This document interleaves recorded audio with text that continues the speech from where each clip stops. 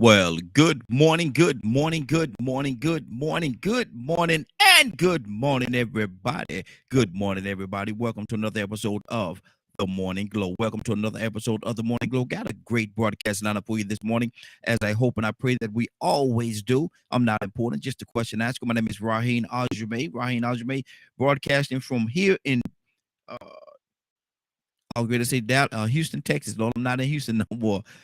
Broadcasting straight out of Atlanta, Georgia. Broadcasting straight out of Atlanta, Georgia. I want to welcome each and every one of you back to the Morning Glow. And I want to say, just just as I was saying just now, man, I want to take this opportunity and thank Houston, Texas.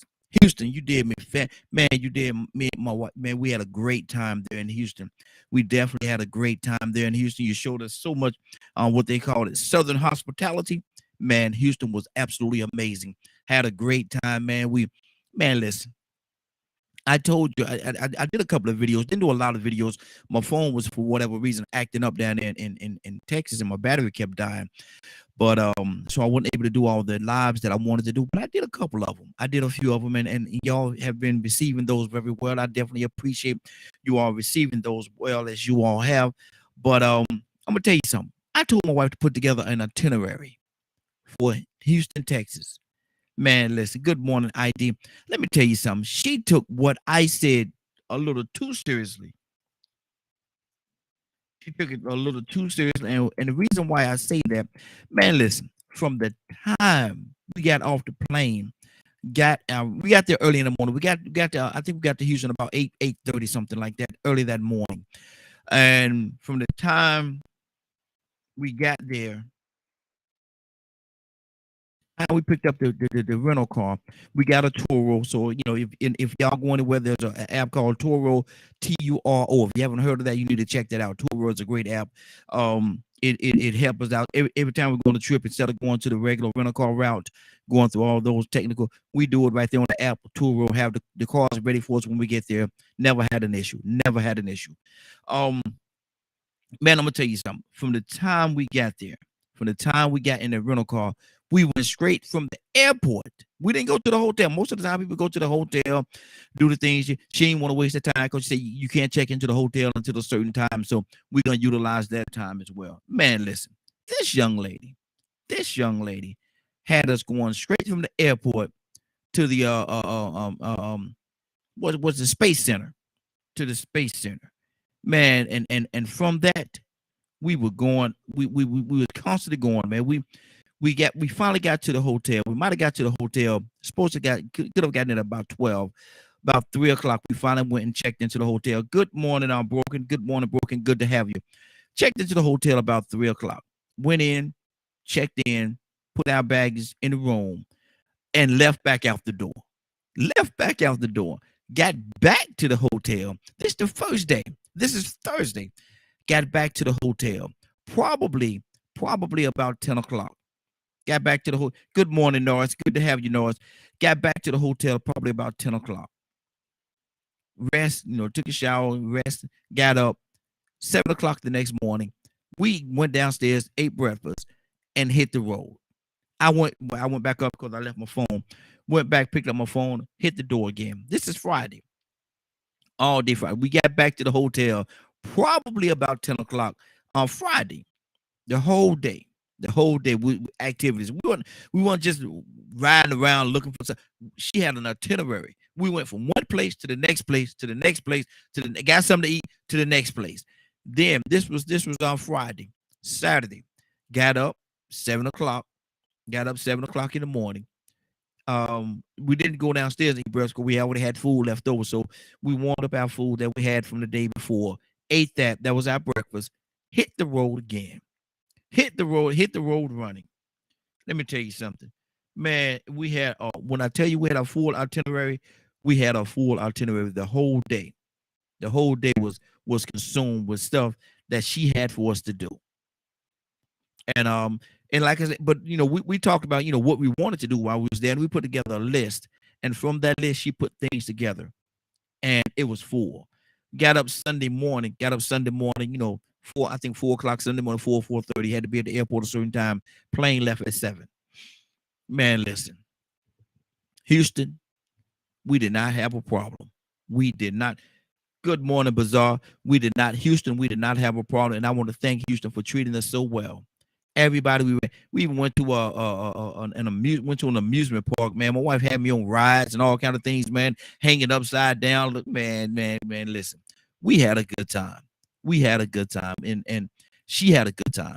And you know, my wife, man, she definitely deserved it, man, because you know, she do a lot. You know, my wife is in education, and she do a lot in regards to education. And so them kids get on your nerves sometimes. You know, she don't talk about stuff like that, but you know, me and my wife been married 26 years, you know.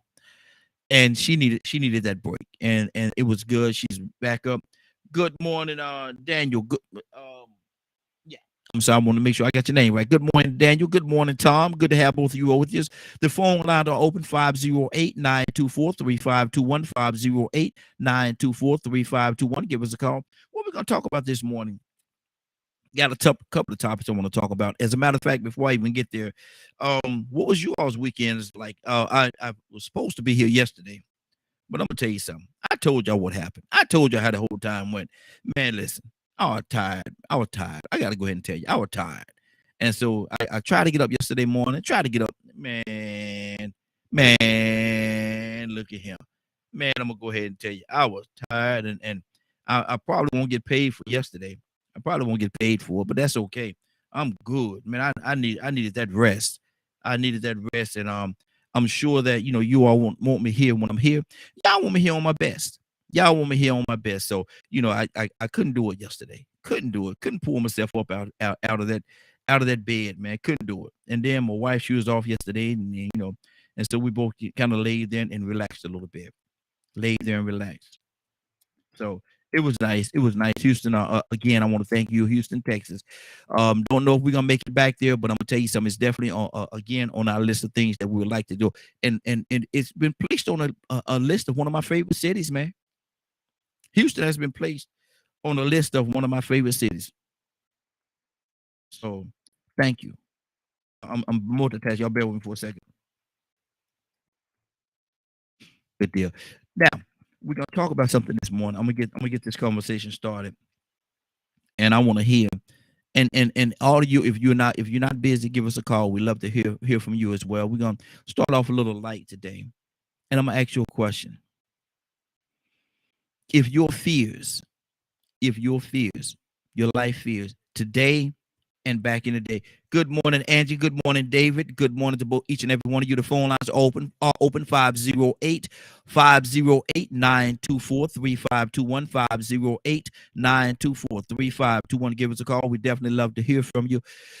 If your fears was, if you was looking eye to eye, let me say it that way. If you was looking eye to eye with your fears, whatever your fears are, what would you do? If you were looking eye to eye with your fears, what would you do? Got a caller. Caller, what's your name? Where you calling from? Cassandra calling from Atlanta. My sister. But good morning, Cassandra. How you doing this morning? Good morning. You okay? I had a procedure done yesterday, so I'm still a little out of it. Oh, okay. Well, I appreciate you taking the time to call in, Cassandra. I definitely appreciate you. Definitely my sister. I tell you the truth. I tell the world that it won't help. I tell the world that every day, twice on Sundays. But how you feeling? Mm-hmm. I'm good. Okay. I'm good. I'm gonna ask you the question. We jumping right into our conversation for the day, and I'm asking you this question, Cassandra. And we have Tucson on the line. He just called in as well. Good morning, Tucson. Cassandra, now and in the past, let's deal with both elements of this. If you were looking eye to eye with your fears, Cassandra, what would you do? Punch it in the face. Oh, I'm Well, you asked the question. My fears, I'd punch it right in the face. That's what I do. You know, I mean, what do you do with your fears? You try to overcome it. How do you overcome it? I mean, there's different ways for different people. I'd probably use aggression. Like I punch that thing right in the face. And, you know, you're not gonna make me. I'm not scared of you anymore. I ain't scared. I ain't scared. So once I hit him, I think we'd be all right. Okay. But see, you said something in that, and I found it very interesting. And I do believe you when you say you a little bit. I believe you. Oh, But, yeah. Oh, yeah. but you said, I'm not afraid of you anymore. How Mm-hmm. how much did it take for you to get to the point? Because a lot of people, they have an issue. They have an issue with getting to that point where I'm not afraid of you anymore. Cassandra, what did it take? Mm-hmm. What did it take for you to get to the point where you can say, I'm not afraid of you anymore? I had to stand up to the fear. You have to face it and say, okay, this is something I'm afraid of. Well, let me tell you something I'm still not afraid of. Okay, Mm-hmm. so I'm just putting it out there. So about 2 days ago, I had a bird to fly in my house. I had my patio door open, and a bird flew in my house. Now I love birds, but I don't want him willy nilly flying around coming in the house. So he came in the patio door and I ran out my front door. So no, for real. I ran out my front door and I'm running down the hall. So my neighbor, I guess she heard me, and so because I was like hollering, I don't be playing with stuff. So nothing crawling, flying, nothing. So she was like, well, what's wrong? I said, there's a bird in my house. And she was like, and you left the house? I said, yeah. As long as he paid the rent and the electric, he can stay. I don't have a problem. I ain't going to be in there. Wow. So he can stay. Oh, no, I'm not playing. So he can stay. So she came in and she, she went through my rooms and she was like, well, he must have flew back out because he ain't in here. So I was like, okay. He might yesterday... Huh? He might have followed you out. He may. Man, I don't know what he did, but anyway, I know what he did now, but I didn't know what he did then. Well, I came back in the house for 2 days. I had a big event over the weekend. For 2 days, I was running, taking care of that. Yesterday, I had the procedure. I was under the anesthesia, which affects me really hard. Mm-hmm. And I'm laying in my bed. My closet door is open, and I see something flying toward me. I jump up, run to the balcony door, open that door, and run out my front door. And I'm looking in my house, and the bird is flying around in the house. And finally, I guess he realizes the door was open, and he went out. Okay. So that was a huge, so I'm not over that yet. That's a fear that I'm not over. I don't play with stuff flying and crawling. Period. Wow. I wonder how you would act. That one. I wonder how you would act if a snake came in. Oh, it'd be same way I reacted with the bird. It would be crazy up in here. I mean, literally, I do not do creepy crawly. Mm-hmm. I'll fight a demon, but I will not. I will not fight anything creeping, crawling, and flying. Wow. I'm gonna come back. I want to go to Tucson. I got him on hold, but I'm gonna come back to that. What you just said. Because that's something that's a powerful conversation, that what you just said. I'm gonna come back to the hold for 1 second. Tucson, good morning. How you doing this morning? I'm doing well. I ain't got no birds flying in the house, but hey, I got raccoons on the ceiling. Yeah, right. Okay. Well, raccoons on the roof. That's the new movie, like Snake on the Plane, Raccoons on the Roof. That's the new movie, brother. That's the new movie.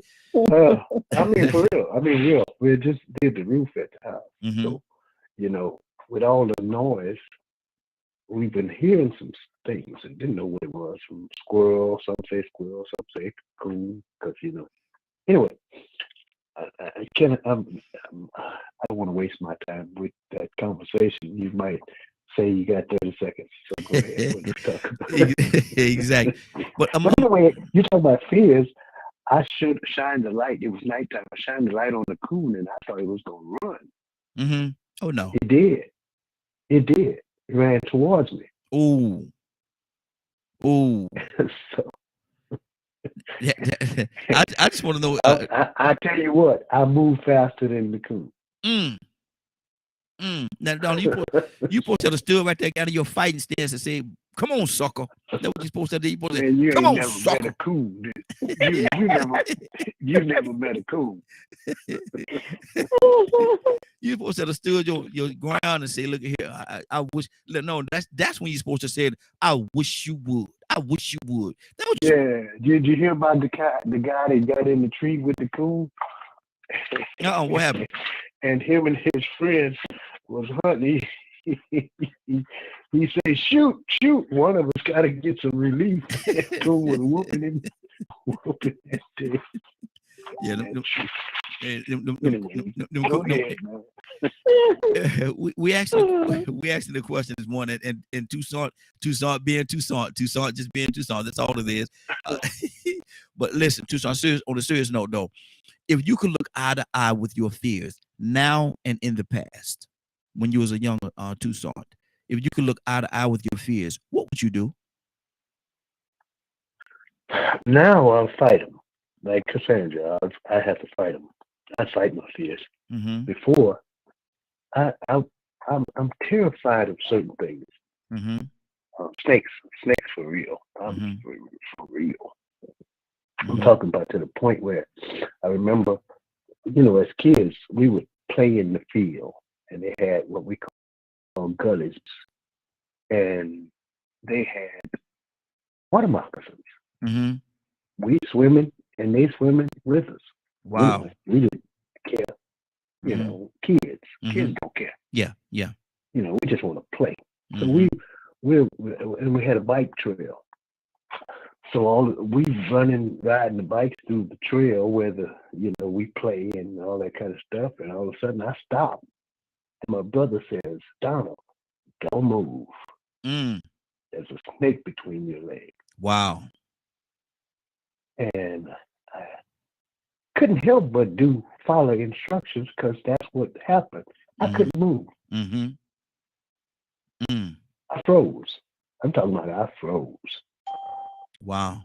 And so back then, what I would do with my fears, I freeze, panic, totally. Mm. Now I've learned that you just got to fight your fears. You have to, because they're not going to go away. Yeah. Unless you fight it, they'll stay there and have you froze up.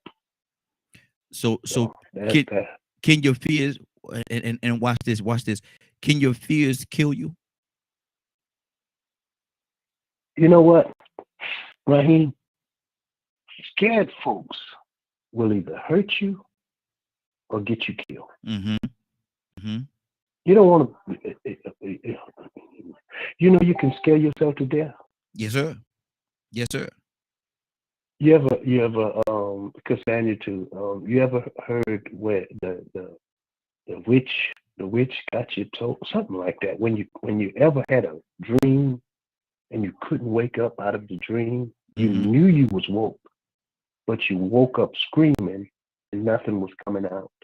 You ever heard of that? Yeah, I have heard of it. Yeah, I have heard. As a matter of fact, my uncle and my aunts, they used to talk about that happening to them all. They were stuck in they couldn't even move, man. I was like, wow, what are you talking about? They say you're the witch on your back. Yeah. I remember and I know I'm out of time, but my auntie had passed. So in my dream, I woke up. I was at the church, and during the wake, where we fellowship, family gets together, and we're all in the church talking, and all of a sudden, my auntie's in the coffin, and she says, calmly, she says, "Y'all cut all that noise out." Wow. And then she repeats herself. Didn't I tell y'all she comes coming out the coffin? And she said, didn't I tell y'all to cut that noise out? Well, they had just waxed the floor. Guess who was slipping? Me. And I woke up screaming with nothing coming out. So anyway. Wow. That's different there, brother. That's different. Let me say hello to a few people. Robert, good morning. Robert, good morning. Moroff, I hope I said your name right. Good morning, Manuel, Chris, and Emu. I think that's Emu. Good morning to you all as well. Rico. What's going on, man? Good morning. How you doing this morning? Man, out here trying to get this adrenaline going and get this metabolism going in this cold weather, man. You know what I'm saying? We in that phase of going from cold to sort of warm. I ain't gonna even say warm, but yeah, I'm gonna say cold in the morning. There you go. Yeah. And I'm gonna tell y'all something, man. I was talking before y'all came on about Houston, man. Houston is still hot, man. Houston is 90-something degrees over there, brother. It's still hot in Houston. It's still. I came here, man, and when we got here, I was like, man, it's cold. And so yeah, there's definitely a difference. But Rico, I'm asking a question this morning. If you now or in the past, in your past, if you could look fear eye to eye, look eye to eye with your fears, Rico, what would you do? I'd probably do the same thing I did then, depending on what the fear is. Mm-hmm. If it was something that made me uncomfortable and I felt like I was being pressed into a corner, I'm gonna get violent. Mm-hmm. Man, if it's something you bring up the past, if it's something that I did and I fear that if somebody found out I did it, I may have to suffer some very severe consequences. Then I started moving like maybe I went through a panic phase and then I started, actually just thinking better. I would start maneuvering to try to make sure I avoided whatever suspicions that were put out there about me, distance myself from it. Mm-hmm. So it depends on what the fear is, because sometimes people do things they don't want nobody to know about. Mm-hmm. Mm-hmm. And the worst thing that can happen is that somebody finds out, because the stuff gonna hit the fan then. Mm-hmm. You might end up in prison for the rest of your life. Wow. There's a lot of people walking around here in these streets right now. That's the last thing. Their biggest fear is somebody finding out that they the one that did that thing. Mm-hmm. Mm-hmm. Mm-hmm. So, put yourself in that situation. What would you do if you know you did something in the past that till this day people don't know you did it? Mm-hmm. It may have been going behind somebody's back with their wife or something. Wow. You made up. You know that what convinced you to want to do that. You knew it was wrong, but something it was something about that woman that made you say, "Man, I got to do it." Mm-hmm. But your biggest fear is getting caught, because if you get caught, you might end up being a victim of a crime of passion. Exactly. And that's your biggest fear. So what do you do, in those situations? My biggest fear was either not do it, or if I was tempted and being low down enough, try my best to plan so I can accomplish that goal and avoid the consequences that I feared. Wow. Wow. And see, fear is something, Cassandra, that, and me and Tucson talked about it, fear can really hurt you. Fear can hurt you or make you hurt yourself if you don't deal with it in the right way.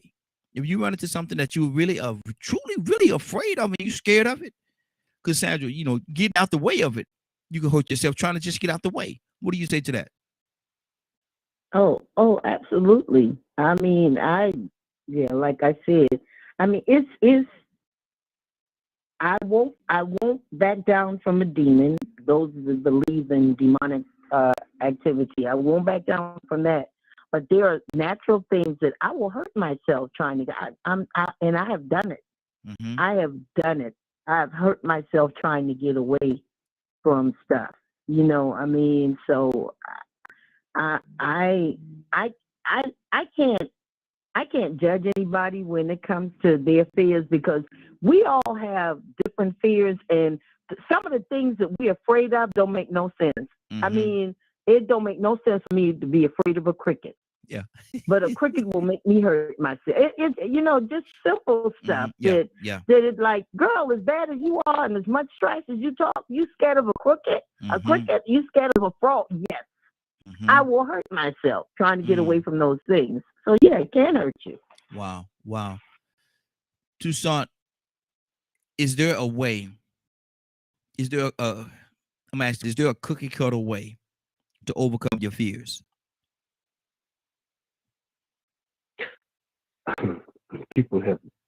Scared people have written books and they're still scared.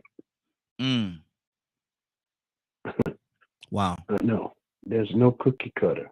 I'm just saying. Mm-hmm. Because everybody got their own fears. See, Rico mentioned something. I mentioned something. Cassandra mentioned something. It just depends on what the fears are, but there's no cookie cutter.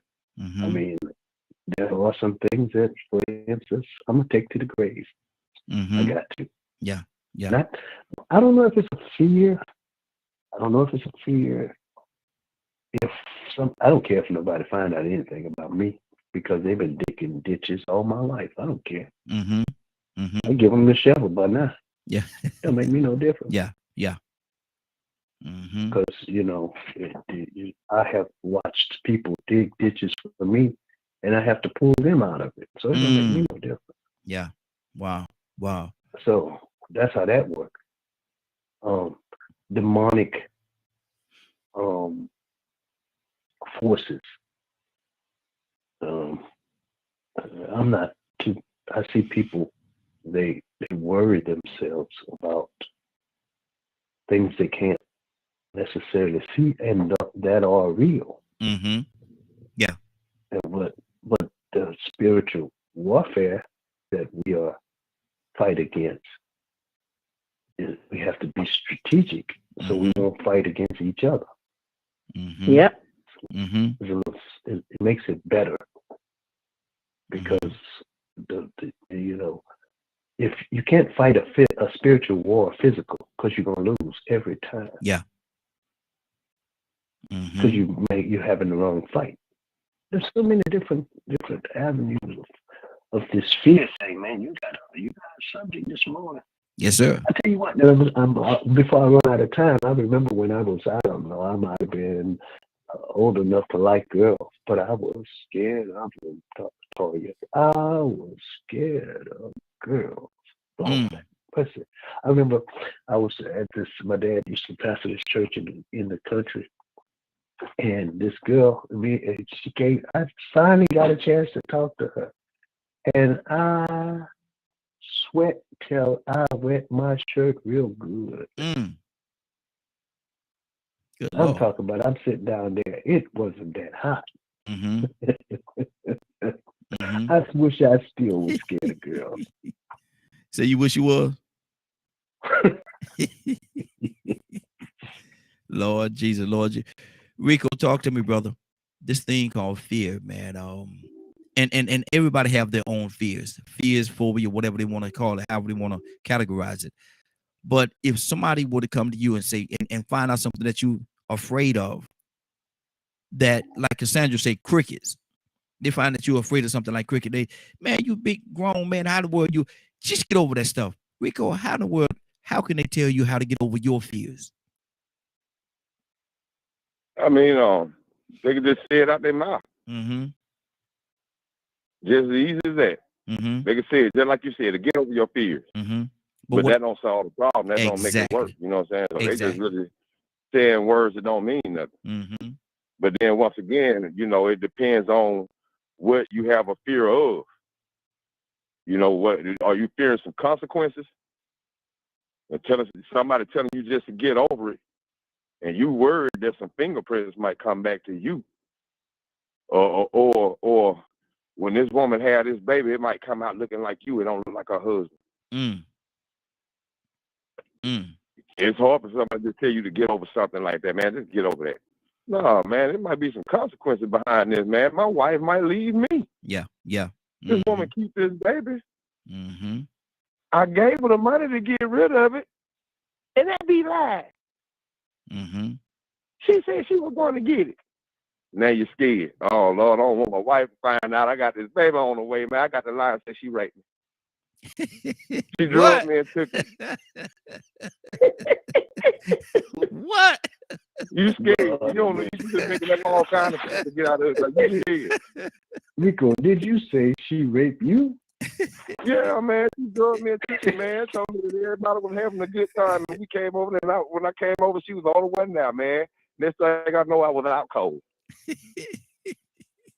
This is my confession. No, you went over there when she told you to come over there, man. Ooh, I can't wait to go get that. But now you got to tell your wife something. Because you scared if she find out that you was out here trying to get that, and then the way she looked, you actually lowered your standards and got with somebody that looked like that.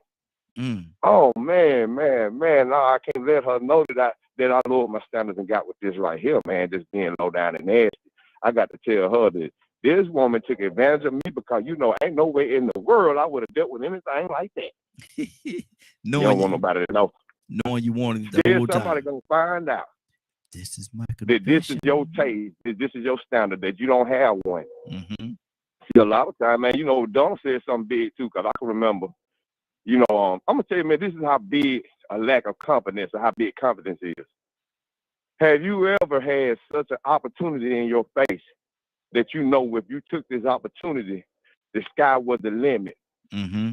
But then your fear That's why of getting out of your comfort zone, and the fear of the unknown, and the fear of failure, that's why I was about to go kept you next. from doing it. When you know that all you had to do was take this chance, but your life was fixing to change. Yep. And you were scared. You really wanted it, but you didn't have the confidence. And see, and yes, I mean, that's what really plays the key part, and I think in all of this facing your fears thing is confidence or the lack thereof. And see, and that's where I was gonna go next. I was gonna ask that very question right there. Is some people afraid? Is there fear success? Is they afraid? Is there? I'm trying to verbalize this thing right, man, because that's big, Rico. And like I said, that's why I wanted to go next, man. Is there a fear? Cassandra, is there a fear? Do some people have a fear of being successful? Do some people have a fear? Have all the opportunities in the world, but they just scared of being successful. They're afraid of it. Yes. When Rico said it sparked something in me, and it's very serious. I've had several times over my life opportunities that would have been life-changing, but the fear of failure made me freeze. I didn't take the opportunity. Wow. And I'm talking like I could have been set right now if I had taken a couple of those opportunities. They were legit opportunities, but I don't know why. Fear of failure. Yeah. Just like I can't do this because if I fail, I don't know what would happen or what I would do with myself if I failed at this. And that very mentality stopped me from pursuing the very thing that literally could have changed my life forever. Absolutely. So that's a good one. Yeah. And it's amazing. It's amazing how that happened, because there's a lot of people that walk into the alley. They're afraid of it, man. They have all the talent in the world, and people look at them and say, man, you're going to be this and you're going to be that. And they always tell them, you're going to be successful, you're going to be this. But they have this things on them. They're just afraid to take that chance, man. They're afraid to take that next step. Like they say that they're afraid to jump off the bridge, man, jump off the cliff. Like people say, sometimes you got to take that step off the cliff in order to be successful. And we're not talking, when we say this, everybody, we're not talking about suicide, nothing like that. So get that out your head. That's not what we're talking about. We're talking about taking that step into success, into being successful and doing the things that you need to do, that you're called to do. So, Tucson, why are some people afraid to be successful? Because that's probably a bottom. Failure is failure is the part of the process of success. And we hate to fail. Yeah. So we never succeed because we don't try. Because we might fail. And repeat that cycle. I used to be scared of my potential. Wow. Do you believe that? Because I couldn't see it. Yeah. I didn't know it because I've taken a look at it from the eyes of others, and that ain't good. Especially when they're kinfolk and people you know. Because how can it be you with all your secrets and the things they know about you? How dare you say you going up when everybody else is down? Remember, it repeats itself over and over, from Cain to Joseph to Moses to Jesus. How dare you say you King of Kings and the Son of God? How dare you outdo me in sacrifice? How is it that you can tell me that me and my brothers and my mother and my father gonna pay homage to you? I wish you would. We're gonna put you in a pit We're gonna sell you to the Ishmaelites and see how that work out for you. But the end of the story is that you meant it for evil, but God turned it around it for good. But we scared of that because we don't know the outcome. We even see the vision and scared. Yep. It's plain as day. It'd be plain to us, but you're the only one that can see it. And when you're the only one that can see it, you got to get folks that don't believe of your potential to go along with you. And that's the hardest thing. Wow. Rico, what do you say to that, brother? And you brought this to the table, man. Some people are absolutely afraid of success. Some people are afraid to take that next step. They know it's there. They know that they can't do it, but because of the fear, maybe they're just on a job. Maybe they're on a job, man, where they're making quote unquote good money. But if they take their chance on what it is that that's back before them, they could double or triple their money. But they just get so comfortable. Well, you know, I know I got this. I know I got this bird in my hand right here, so I'm not gonna let that bird go. But there's an opportunity right here that's gonna increase everything for you. Rico, why can't they just take the chance? You just said all the key words. It's a chance. It's a risk. And see, the thing is when you're young, that's the reason why I said when you're young, man, it's good to have positive reinforcement, man, and have people invest in you to actually do some of the things you want to do.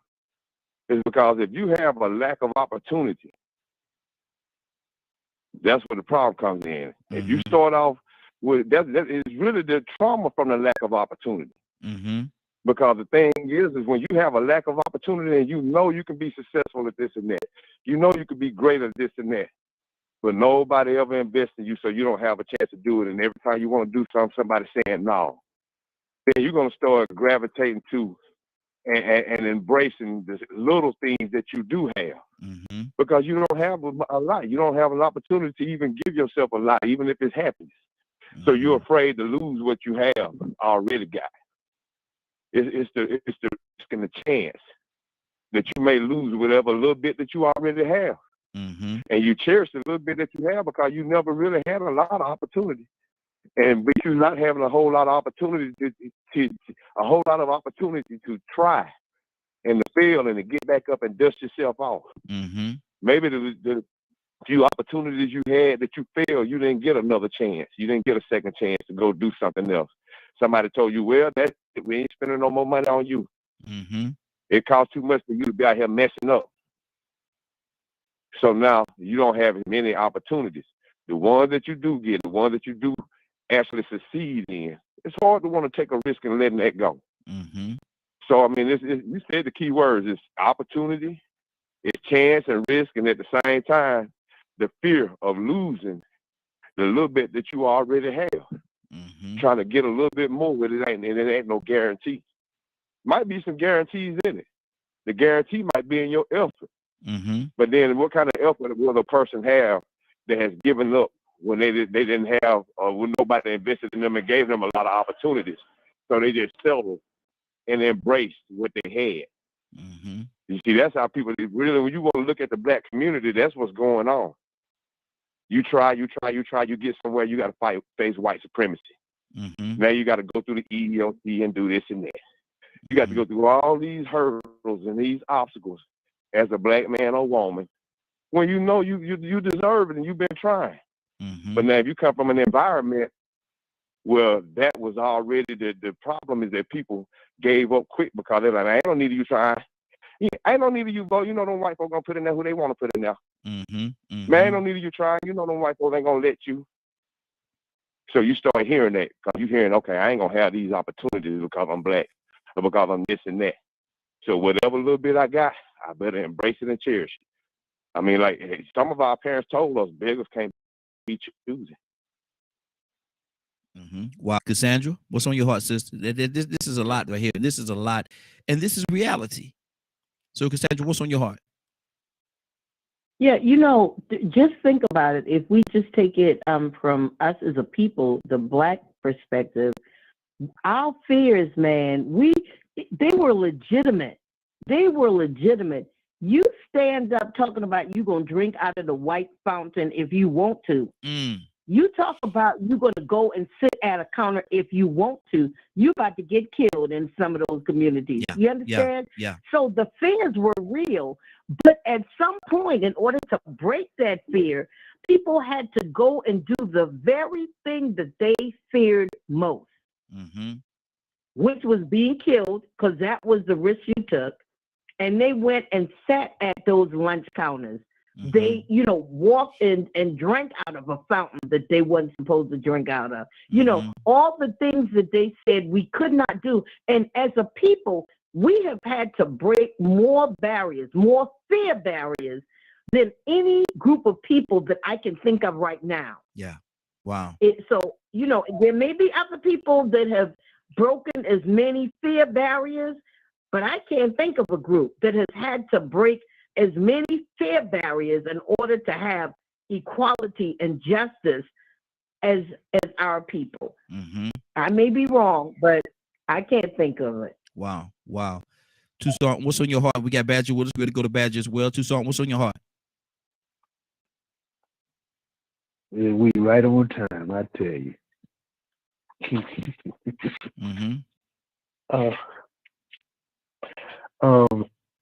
I don't know how to, if how you the hardest thing is starting from the bottom and working your way up to the top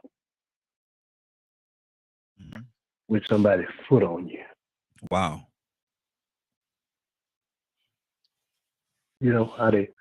How they say, Rico, they say pull you from the bootstraps. How what's that phrase? Pull yourself up by your bootstraps. Pull yourself up by your bootstraps. I ain't got no boots. You won't give me no. You got me barefooted. At least you want me to walk around barefooted. And then you raise the price of the straps. Wow. And make the boots expensive. Come on. And so I got to push. And I got to maneuver myself. I got to pick. I got to kind of do like the story. I don't even like country western, but I got to do like Kenny Rogers. I don't even like the guy, but he wrote a song that fits me. You got to know when to hold them. Know when to hold them. Know when to fold When to fold them. Know when to walk away. Know when to run. You got to find your money. Okay, y'all. Boy, y'all done turn us into a country station. Lord Jesus, y'all done turn us into a country station.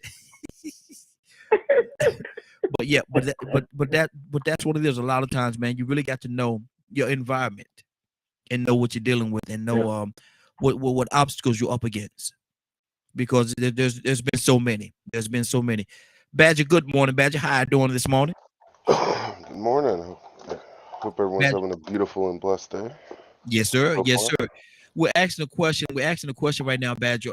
If you now or in the past had to look eye to eye with your fears, how would you deal with them? Have to look eye to eye with my fears. Yeah, I just walked at them, to be honest.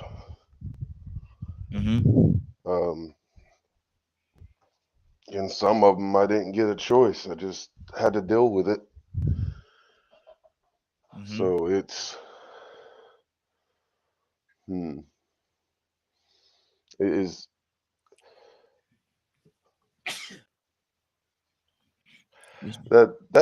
that's hard. Yeah. So if you're talking about my experience and the way I handle fear,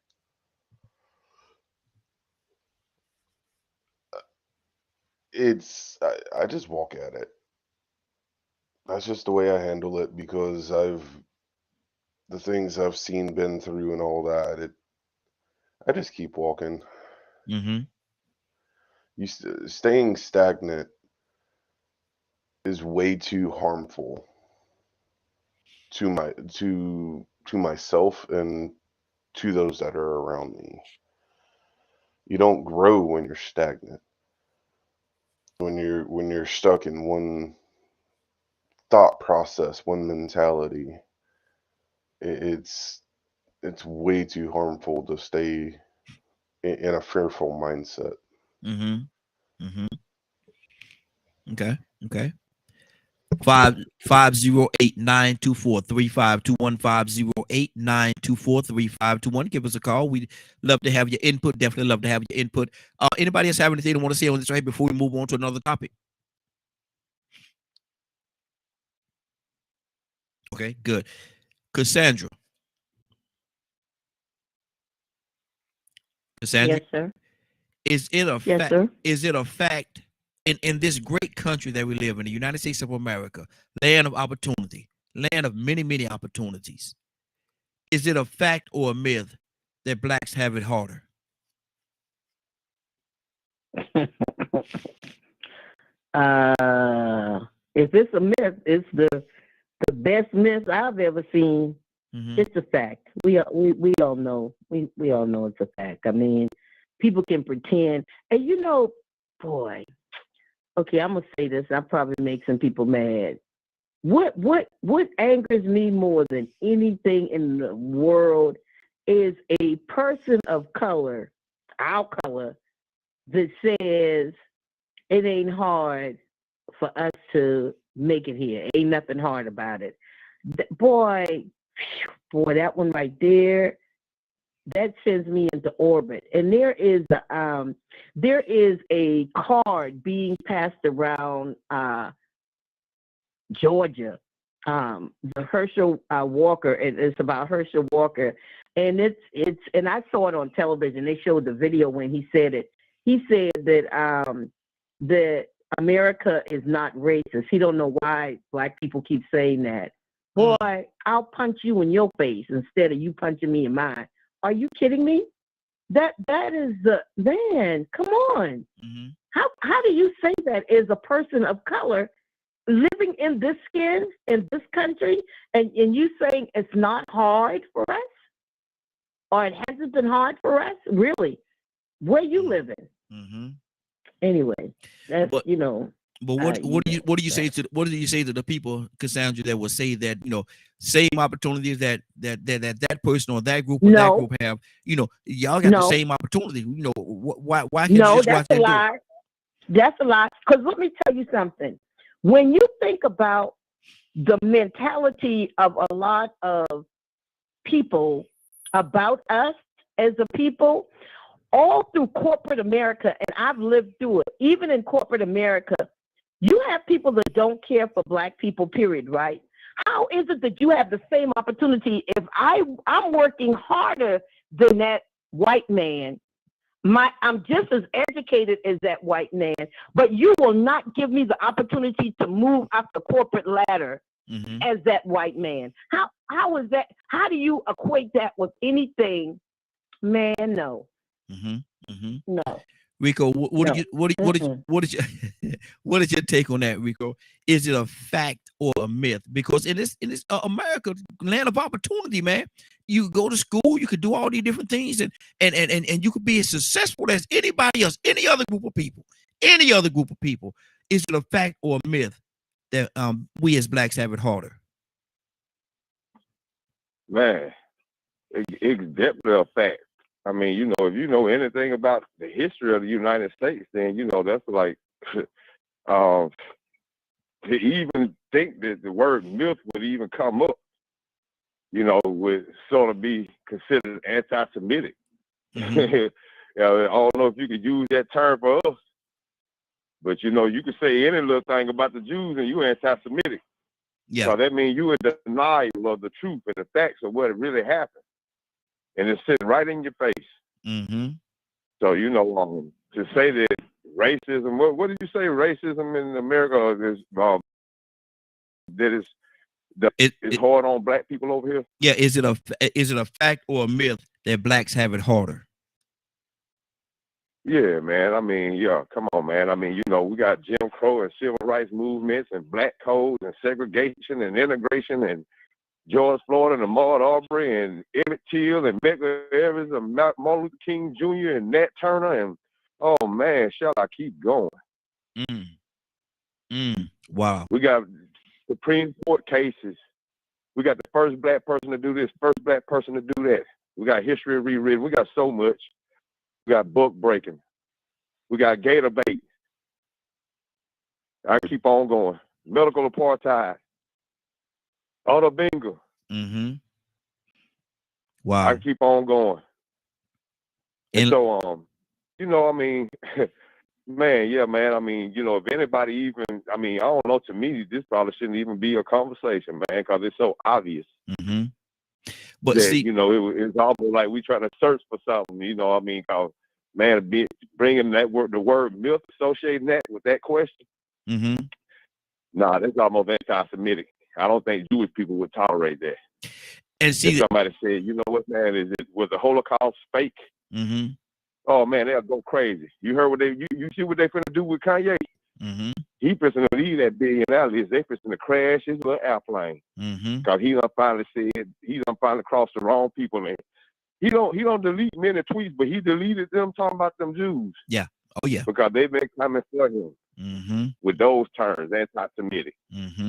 So I mean, yeah, you know, you can't deny that it's a fact of what the black experience is in America, on this planet, period.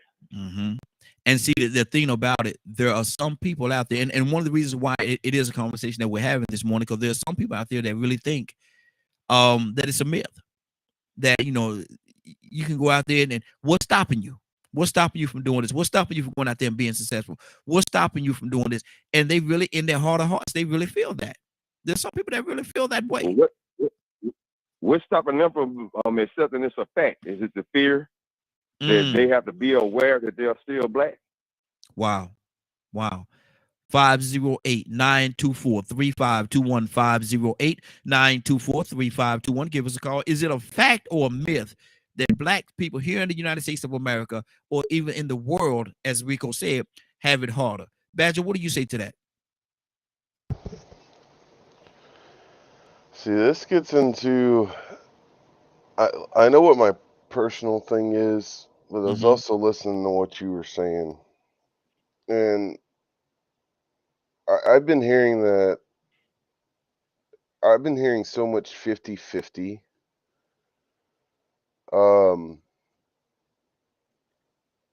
From both sides.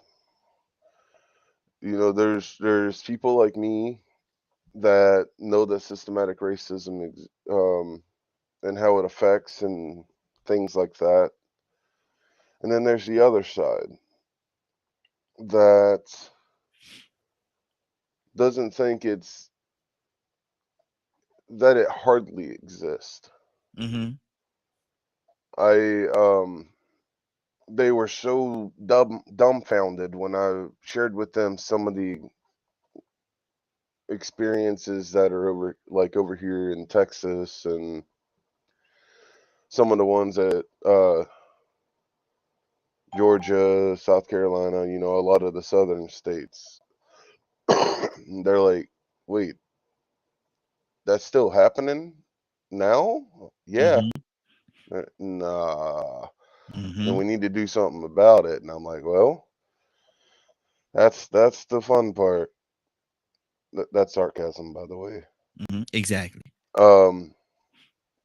And however, I've heard the same thing from the other side of, I either hear the ones that they're in such an area that they're not able to really do anything or succeed at all. But I've also talked to the others that are like, yeah, don't associate me with them. Okay, Badger, let me ask you this question. Because you have had those conversations with people that didn't necessarily look like us right here. Thing that comes across the board most of the time when they say that it's a myth. What are some of the things that they say? What are some of the points that they try to make? That we're all struggling. That we need to be, we need to fight together. Well, that's what a lot of them say. And then the other ones, you bring up racism or something like that, and they immediately bring up black on black crime. Wow. And it's like, well, depending on the area, it's bad because of what was done. Mm-hmm.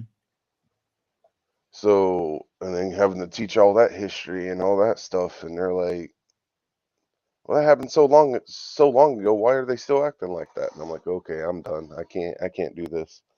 Mm-hmm. Mm-hmm. I don't really give up. I just try to find other ways to teach or tell them where to look it up. The ones that get me the most, honestly, are the two different views that I've gotten from black communities. Mm-hmm. Wow. And so even in the black community, I'm hearing you say we got to move on to somebody else, but even in the black community, you hear people talk on both sides of it. Oh yeah. Well, one's like, okay, that happened a long time ago. Why do you keep on holding on to it instead of pushing forward? Like, yes, Wow. we acknowledge that it's there. Yes, it can affect us. Yes, it'll keep us from having jobs, but let's go forward. Like, don't be angry. Don't be hateful. Just walk in light and positivity and just overcome. Wow. So it's like one side is I wouldn't say fearful, but is so affected by the history and the experiences that it kind of hinders to a degree. And then the other side is kind of they went through therapy and they know that it's going to be a part of something they deal with, and they just keep walking forward. And if it's an issue, they take people to court. They fight it hard. That's all, and saying, some of that leads me to see something like this. Now we got Curtis on the line. I want to go to him as well. I only shot you 9 times. Man, I still got 6 in the clip. I ain't even empty the clip on you. Why are you complaining? See, that's why when you came to me, I was like, I've heard so much on both sides. I don't know. It's wild. Curtis, good morning, sir. How you doing this morning? Curtis, you there? Good morning, sir. Curtis, is it a fact or a myth that blacks have it harder here in the world? Did you say is it a fact or is it a myth? Yes, because in this great country, in this great, let's deal with the United States of America. There's so many opportunities here. There's so much stuff that you could do to be successful. How in the world could it be harder on one group than it is on the other group when you all got the same opportunities? You just got to go out there and take advantage of the opportunities. Go out there and get it done. Go out there and do it. You can do it. It's for you. It's America. Go get it. Is it a fact or a myth that blacks have it harder, Curtis? That's a fact, man. You can't you can't refute that, man. You can't refute that, man. And I'll tell you why. And I'm gonna use the words of the other side.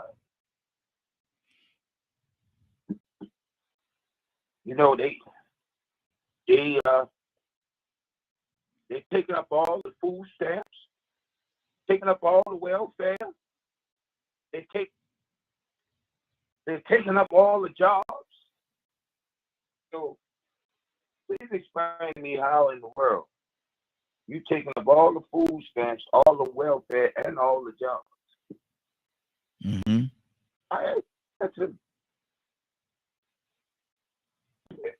I don't know nobody. Maybe somebody on here knows somebody, but I don't know nobody that's got no Fortune 500 job and collecting welfare at the same time other than Brett Favre.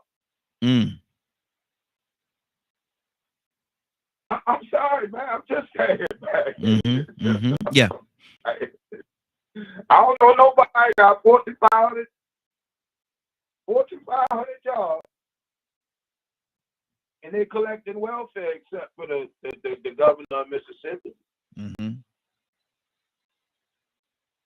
Oh, my bad. I forgot.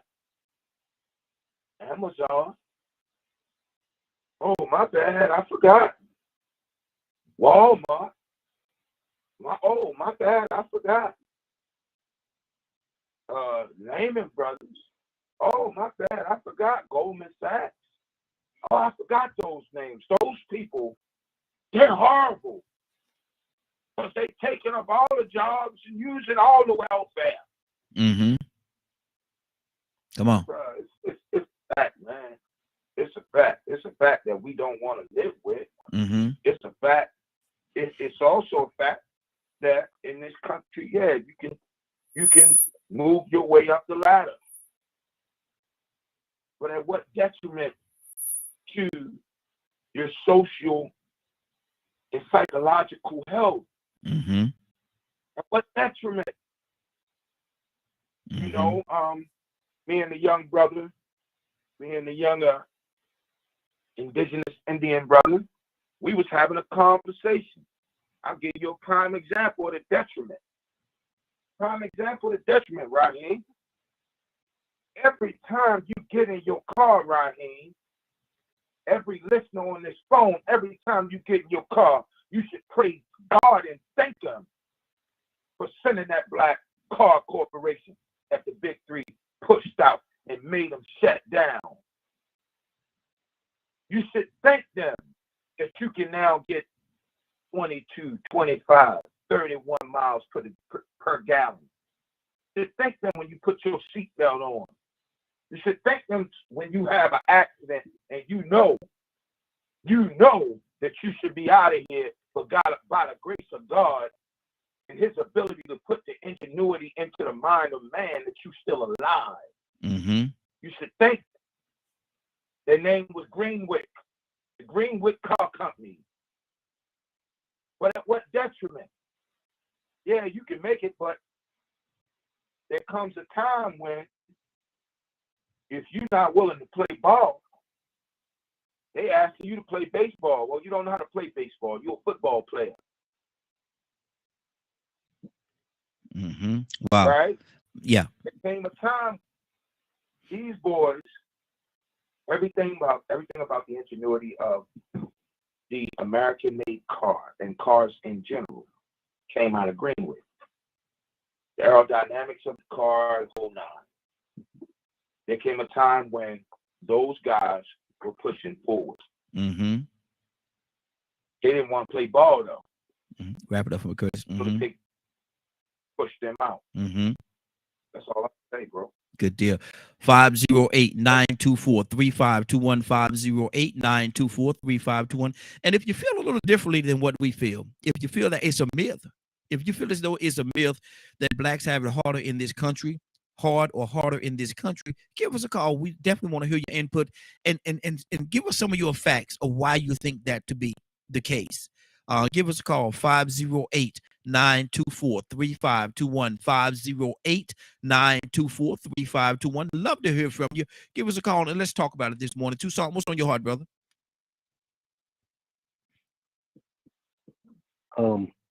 This is 2022, right? Yes, sir. If I would subtract 1960, I do my math right, that's about 62 years. Mm-hmm. That'll put us all under or around that age. Mm-hmm. Right? Yes.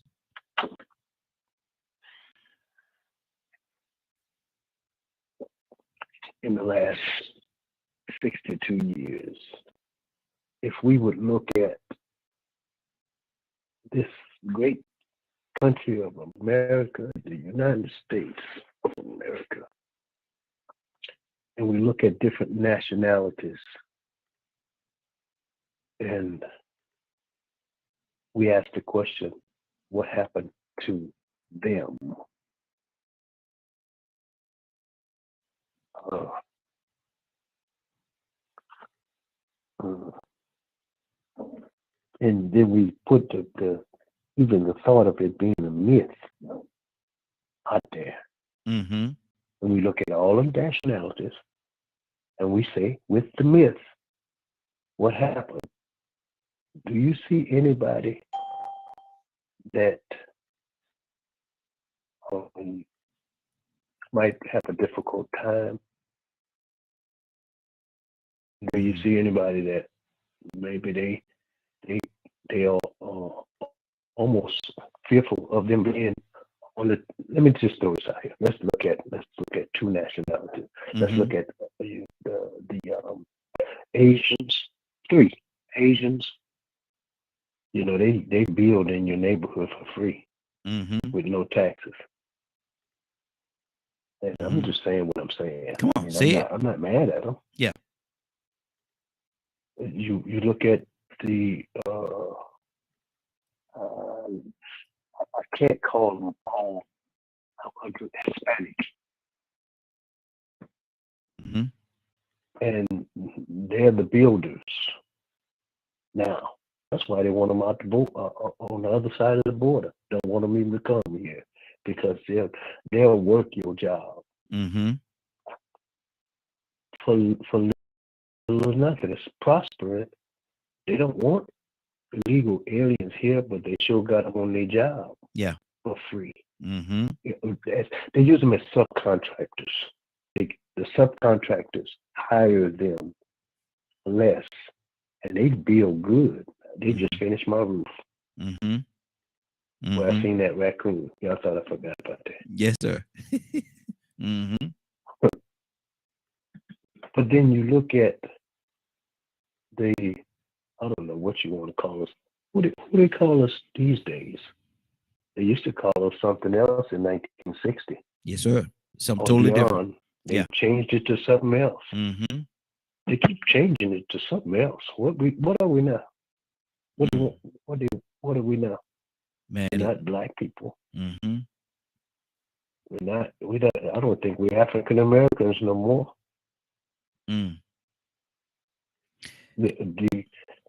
Any market you want to find, anybody else, they'll live in the same neighborhood. And why is the mortgage different? I'm just saying. Yes, sir. I don't know.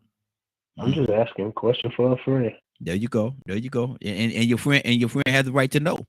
And your friend have the right to know. 508-924-3521. 508-924-3521. Give us a call. We'd definitely love to have your input.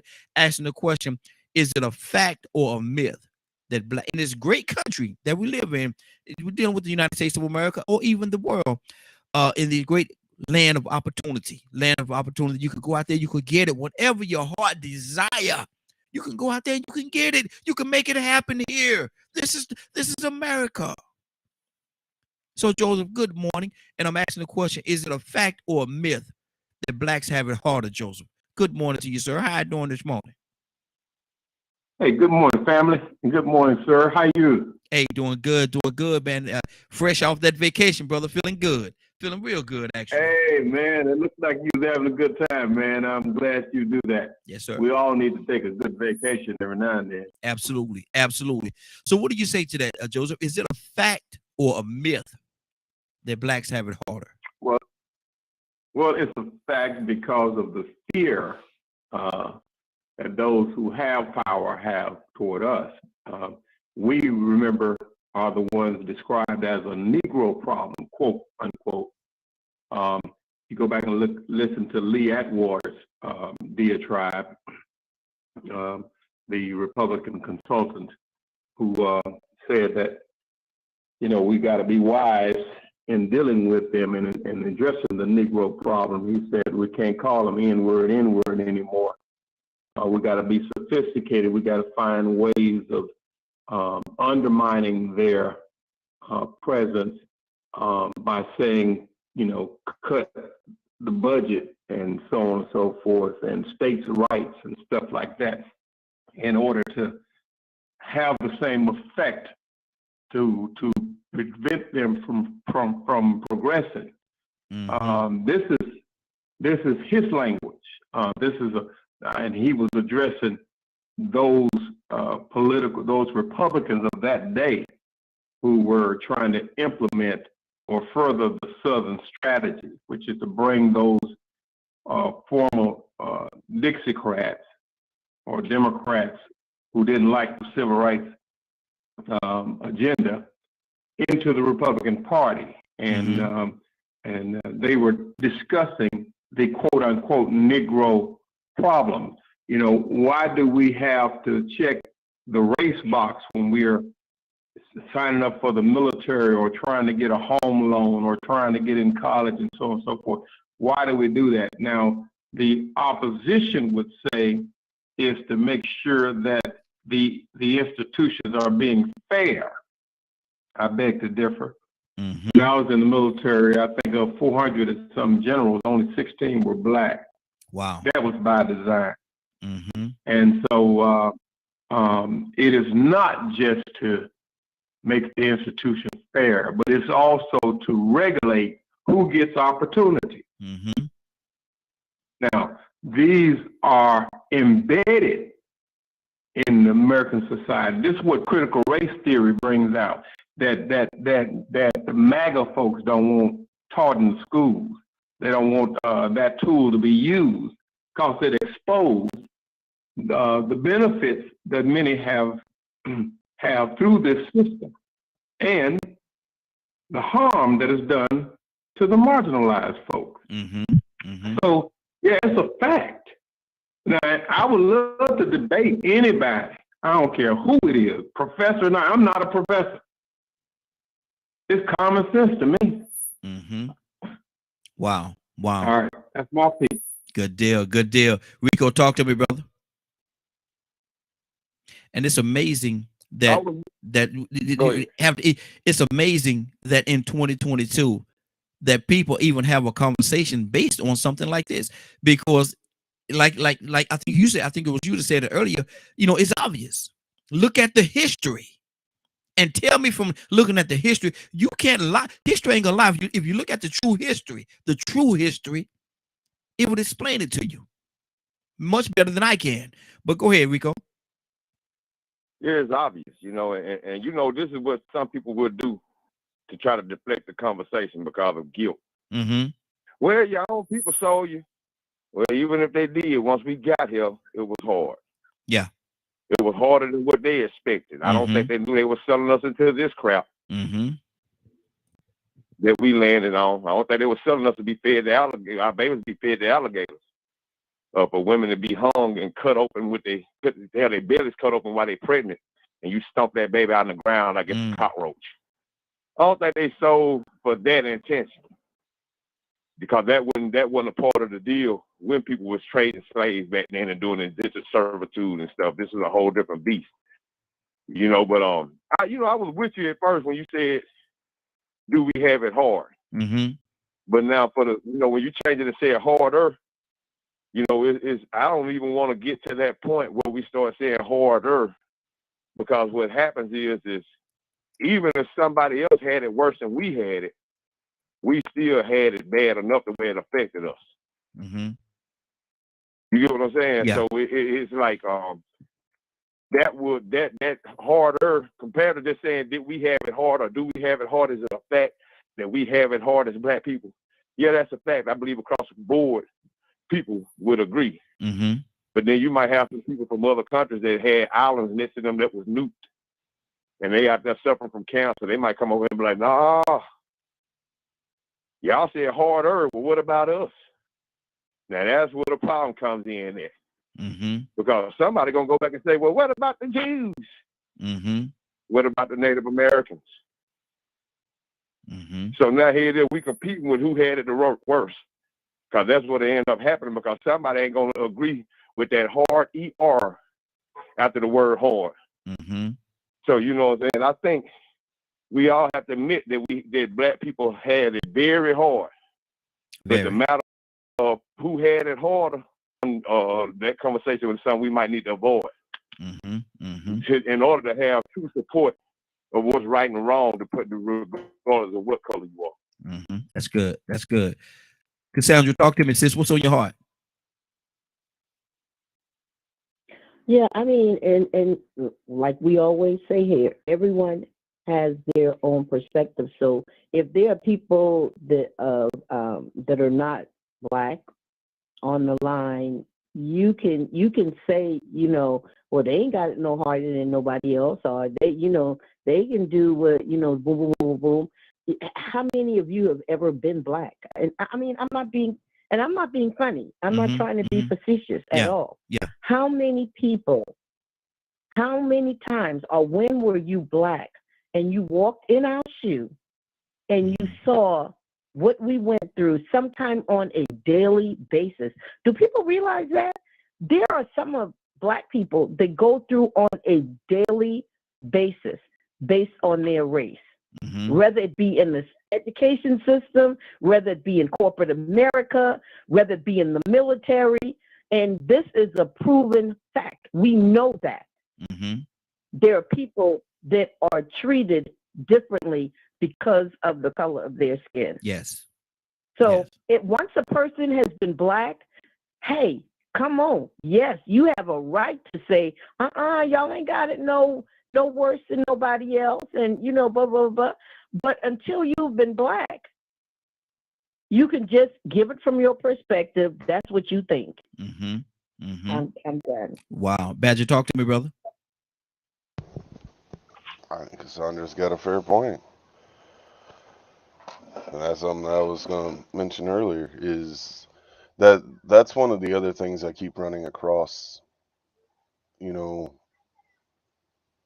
The people on the outside looking in, a lot of times it's hard for them to be able to relate.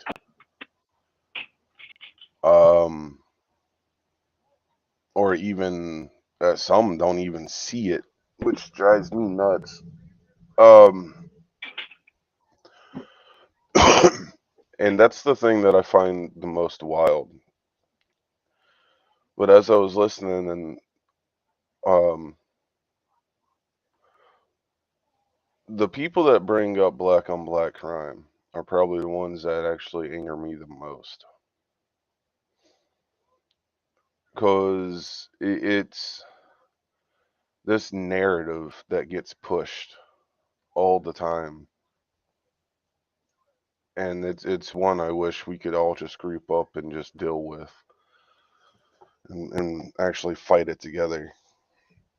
Because it's the amount of things I've heard from people of all races, and even the times we've brought up videos and stuff, is the narrative that's always pushed on news, pushed on social media, and all kinds of things like that portrays a certain negativity among a lot of communities. And then someone brought up I got to look into it a little bit to know exactly what all was said. Mm-hmm. But the little bit that I understood, so don't take me verbatim. I don't know if this is 100% accurate. I haven't looked it up yet today. But it was something that Trump said during uh, one of his talking to people. I forget what they're called.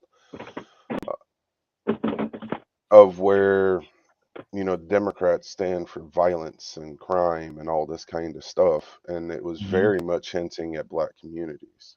Mm-hmm. And so I didn't look it up yesterday because I was too mad. I didn't want to believe that idiot would say something of that nature, Mm-hmm. and people support it. That's so ignorant and dumb. Um, I'll find out at some point today if it was true or not. Okay. And the problem that I see a lot is how did such hateful teachings lead to the music that we have of today. Um, the use of the N word, something I've never understood. Um, I I find it so disgraceful for people to use it toward one another because of the definition of what it means. Mm-hmm. Um, and there's so much that has happened to a bunch of different races, and I don't understand why it's so hard, especially for white folks, to understand that it exists. I'm Yeah. so tired of hearing them say, well, if they didn't commit so many crimes, Mm. if they didn't do this and do that. And I'm like, do you have any idea how many like positive role models the black community has? All the inventions that they've done that they literally were just walked over and pushed down because of people in power using racism and all kinds of other things. And they're like, what do you mean? That didn't Mm-hmm. happen. It's not taught. You have to research these things. Mm-hmm. That's good. That's good. It, mm, Go ahead, brother. Go ahead. Finish your thought. I'm just angry.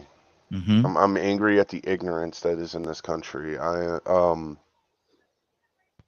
And I'm choosing to use the word ignorance to be Mm-hmm. nice because I I've had so many conversations across the board, and trauma is trauma. Mm-hmm. I know it's something that a lot of us deal with, and racism hurt everybody. Absolutely. Absolutely. What racism hurt black people more than anybody else. 508-924-3521. 508-924-3521. Got a caller from the 470 area code. What's your name? Where you calling from? Xavier Johnson calling from McDonough. How McDonough. you doing, brother? Xavier, good morning, man. How you doing? Doing well, brother. Good deal. Good deal. Xavier, No, we're asking a question. In 2022, in this great land of milk and honey, this a great land of opportunity, if you will, United States of America. Is it a fact or a myth that blacks have it harder? What do you say to that, Xavier? that's an undeniable fact. Mm-hmm. You can unfortunately see it in every institution that we have here in the country. And I don't think there is a denial on how we got here, Mm-hmm. right? Laws and slavery and all those things just in a big gumbo pot that created this disparity of wealth and rights and all of those things. Now, here's the other side of that coin, right? Because once you're in a place and you now can make positive changes towards difference, and we're seeing a huge swing of that in our society now.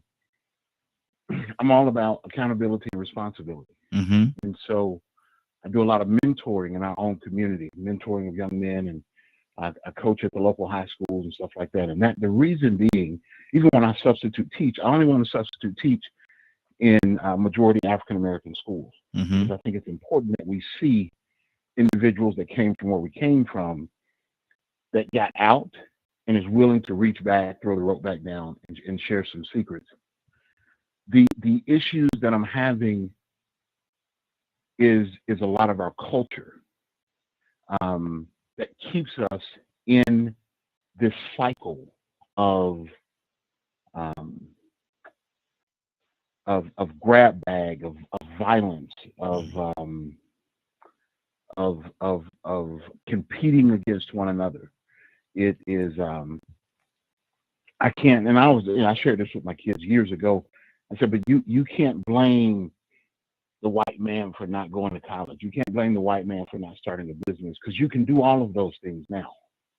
You're middle class kids. You didn't come from where I came from. You didn't have to deal with that kind of foolishness. So you have a responsibility.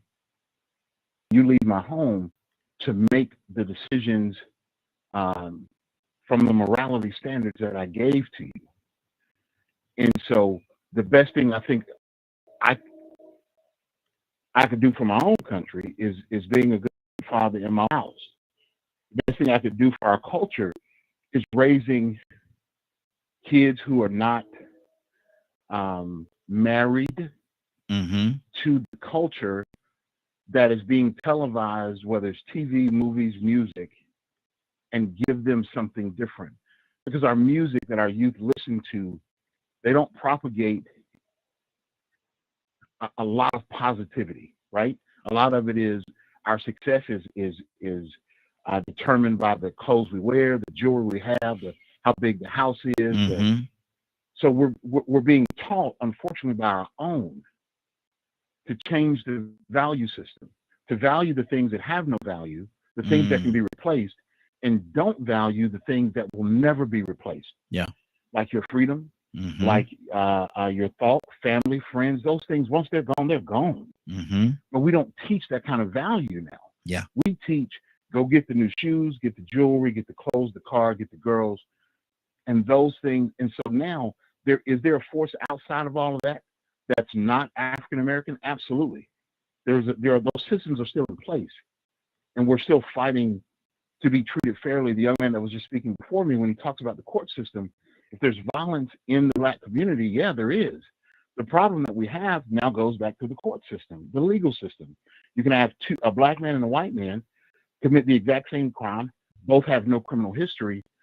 The research proves that the Black man is punished on a more severe level than the white man, but the crimes are the same.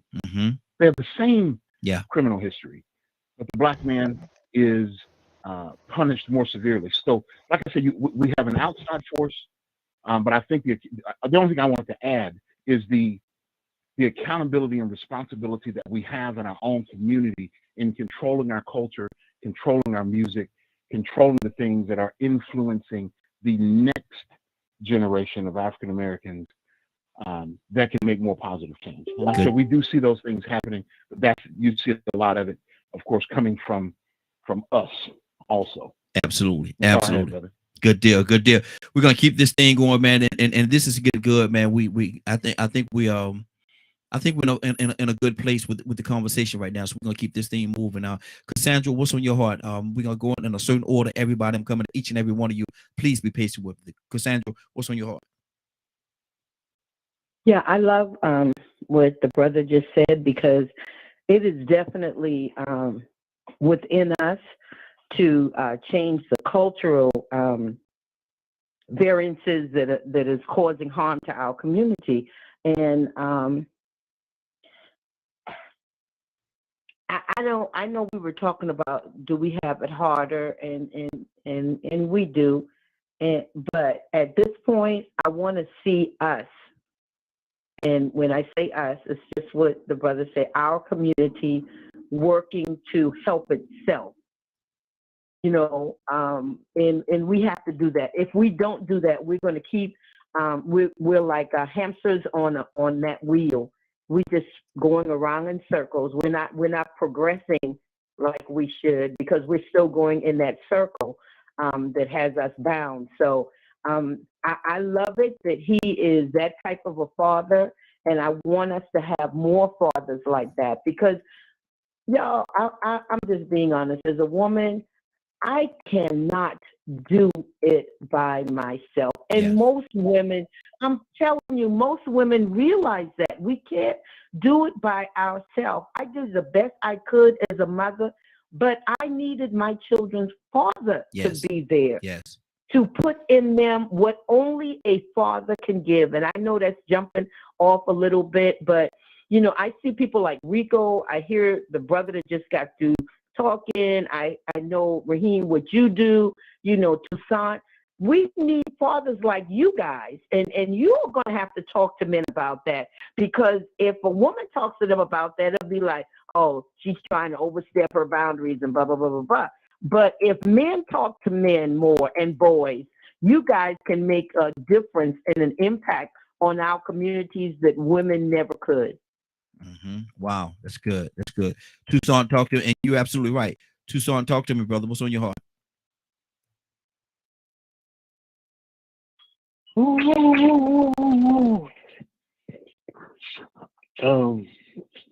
This I don't know. I don't usually be careful with words, and sometimes it's necessary. But you know, it depends on where you sit, and there's a lot on my heart because I've lived from this point from the 60s to here, Mm-hmm. and I've seen so much in my little time, and it seems like I've seen so much, but nothing's changed but the cycle, repetitive cycle. I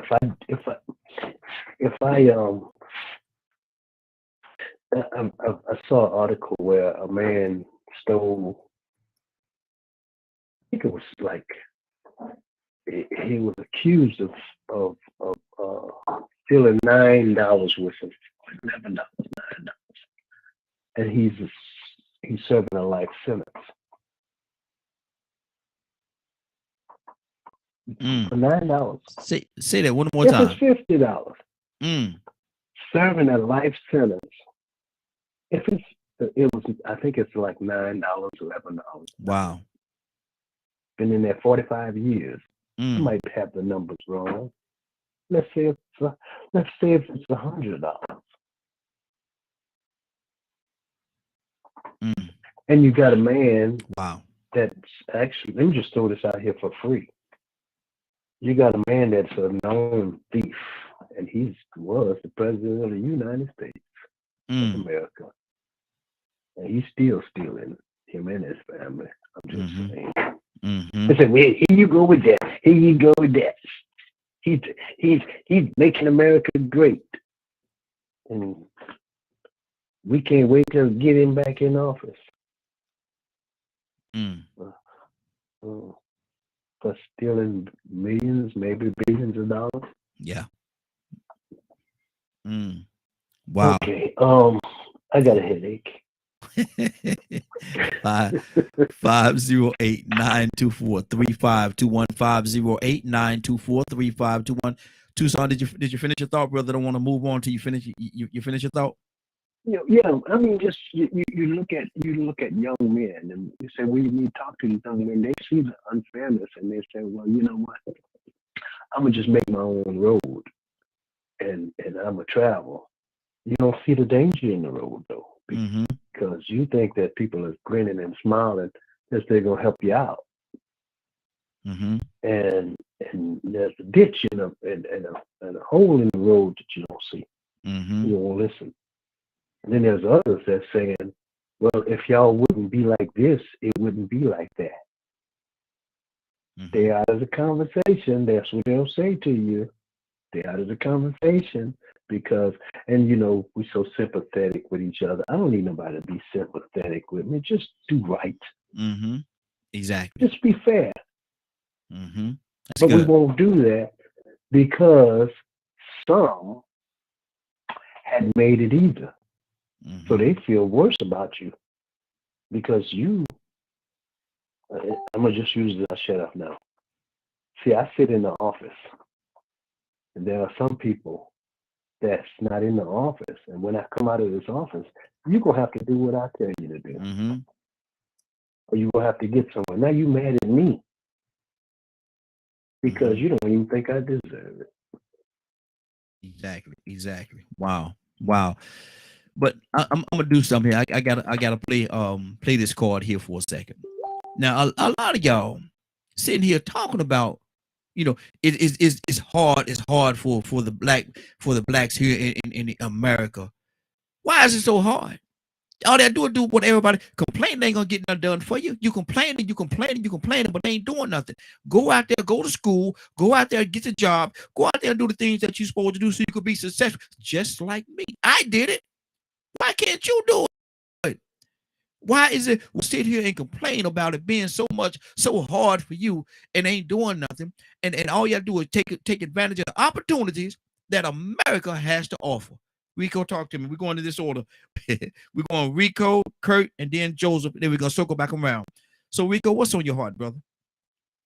Stop talking about it. I mean, you know, we back to the beginning. We back to the beginning now. You know, once again, you know, I can rattle off those names and rattle off these different situations and all the different institutions and systems that white supremacy applies in, where black people don't have the fair chance that you would think they would. Or some would like to fool themselves into believing that they have. You know, I know people that went and got that education and they still found out later on down the road, oh man, I just got a hard reminder, I'm black.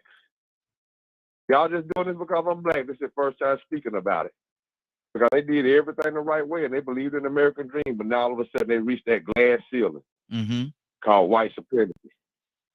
You know, man, we have to understand, man, we don't control a lot of this industry. So we have a community and a generation of people that are addicted and influenced by trend. The trend is profitable now. So, you know, the media, the people that own the media, you know, they don't look like us. They reward people that make this music that our children listen to. Yes, sir. They can easily say, you know what, man, we're not going to invest in you. We're not going to distribute your albums. We want to distribute Lupe Fiasco. But see, they have the option to say we're going to release this album or not release this album. See, with all that filth that is being said and all the things we see on TV, they still go through somebody up top to say, okay, it's cool. Let's produce this. Let's put this production out. Because it's profitable. Trend is profitable. So, you know, we say, well, you know what, since this demographic of people is going to continue to put out this type of product, and we see now that the kids are going to keep gravitating toward it because it's profitable. And not only is it profitable, but guess what? We black people pay for a whole bunch of crap. Oh, we don't mind buying some debauchery. We've been paying for a whole lot of debauchery. You know what I'm saying? Supporting people that say bad lyrics, but we like the beat. Yep. Or we watch certain movies that portray things we don't believe in, but we like when they're talking about making money. So we make exceptions. We don't make a lot of exceptions in this community. You know, and we'll still say, well, you know, we don't own the media. Yeah, we don't own the media. But you don't have to buy this stuff neither. I mean, see, this is to show you how brainwashed we are, how they done got us unconsciously programmed to the point where we don't even know what we're going to comment. We have a few black billionaires that are of technology. They are real producers and providers. But the majority of our black billionaires that we know of, entertainers and athletes. Yes, sir. Think about that. Wow. Oprah, Michael Jordan, Tiger Woods, I don't know if he's on the list yet, Rihanna, Jay-Z, and Kanye West. Billionaires. That's our excellence now. That's who represents us right now. That's who our children aim to be. Well, we say, well, quit rooting for the athlete. Root for the man that pays the athlete. Well, they progress into that too. And it's a path that they came from. Jay-Z still say he sold dope and this is where he came from, but he transformed and morphed over to something else. But it's a lot of double speak that go on with that cat. These moguls of entertainers and puppets. But see, they still produce a narrative that our children see is rewarded. It's very profitable. You can become rich and have all the material things that you desire. You know, they can get the things that the devil offers. Somebody already getting those things. So, you know, I have to look at that point of it is that we have to hold ourselves accountable about what we partake in. The exceptions that we find, you know, when we buy video games and give them to our kids and we know that they're doing a lot of killing or some activity, some sexual activity. It's just Grand Theft Auto. It's just a game. Well, you're going to buy it just because of a game, but you know what the message is in the game. the purpose and the intent. There's nothing positive to come out of it. So we have to hold ourselves accountable. But I still want to get away from that harder thing, because I think if we continue to start saying, well, black people had it harder, then it's going to be received the same way the Black Lives Matter was received. And the simple-minded people couldn't just look at Black Lives Matter as saying Black Lives Matter too. Some of them received it as saying Black Lives Matter is only. So when you say black people had it harder, somebody on the outside from a race of people that went through something gonna say, well, wait a minute, y'all didn't have it as hard as we did. Because like Badger said, they on the outside looking in. Good deal. And maybe a lot of Native Americans and Jews do feel like they had it worse than black people. Now, what would we put? How is that going to end if we continue to say we had it harder? And we could just easily say we had it hard. That's good. That's good. 508-924-3521. 508-924-3521. Give us a call. Love to have your input. We've got a great conversation going on right now. We're going to continue the rotation. Curtis, are you with us? Yeah, I'm right here. Talk to me, brother. What's on your heart?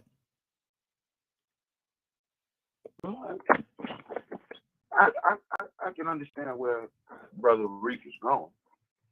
You know, the ER could state a level of division, but you also got to look at the fact that there is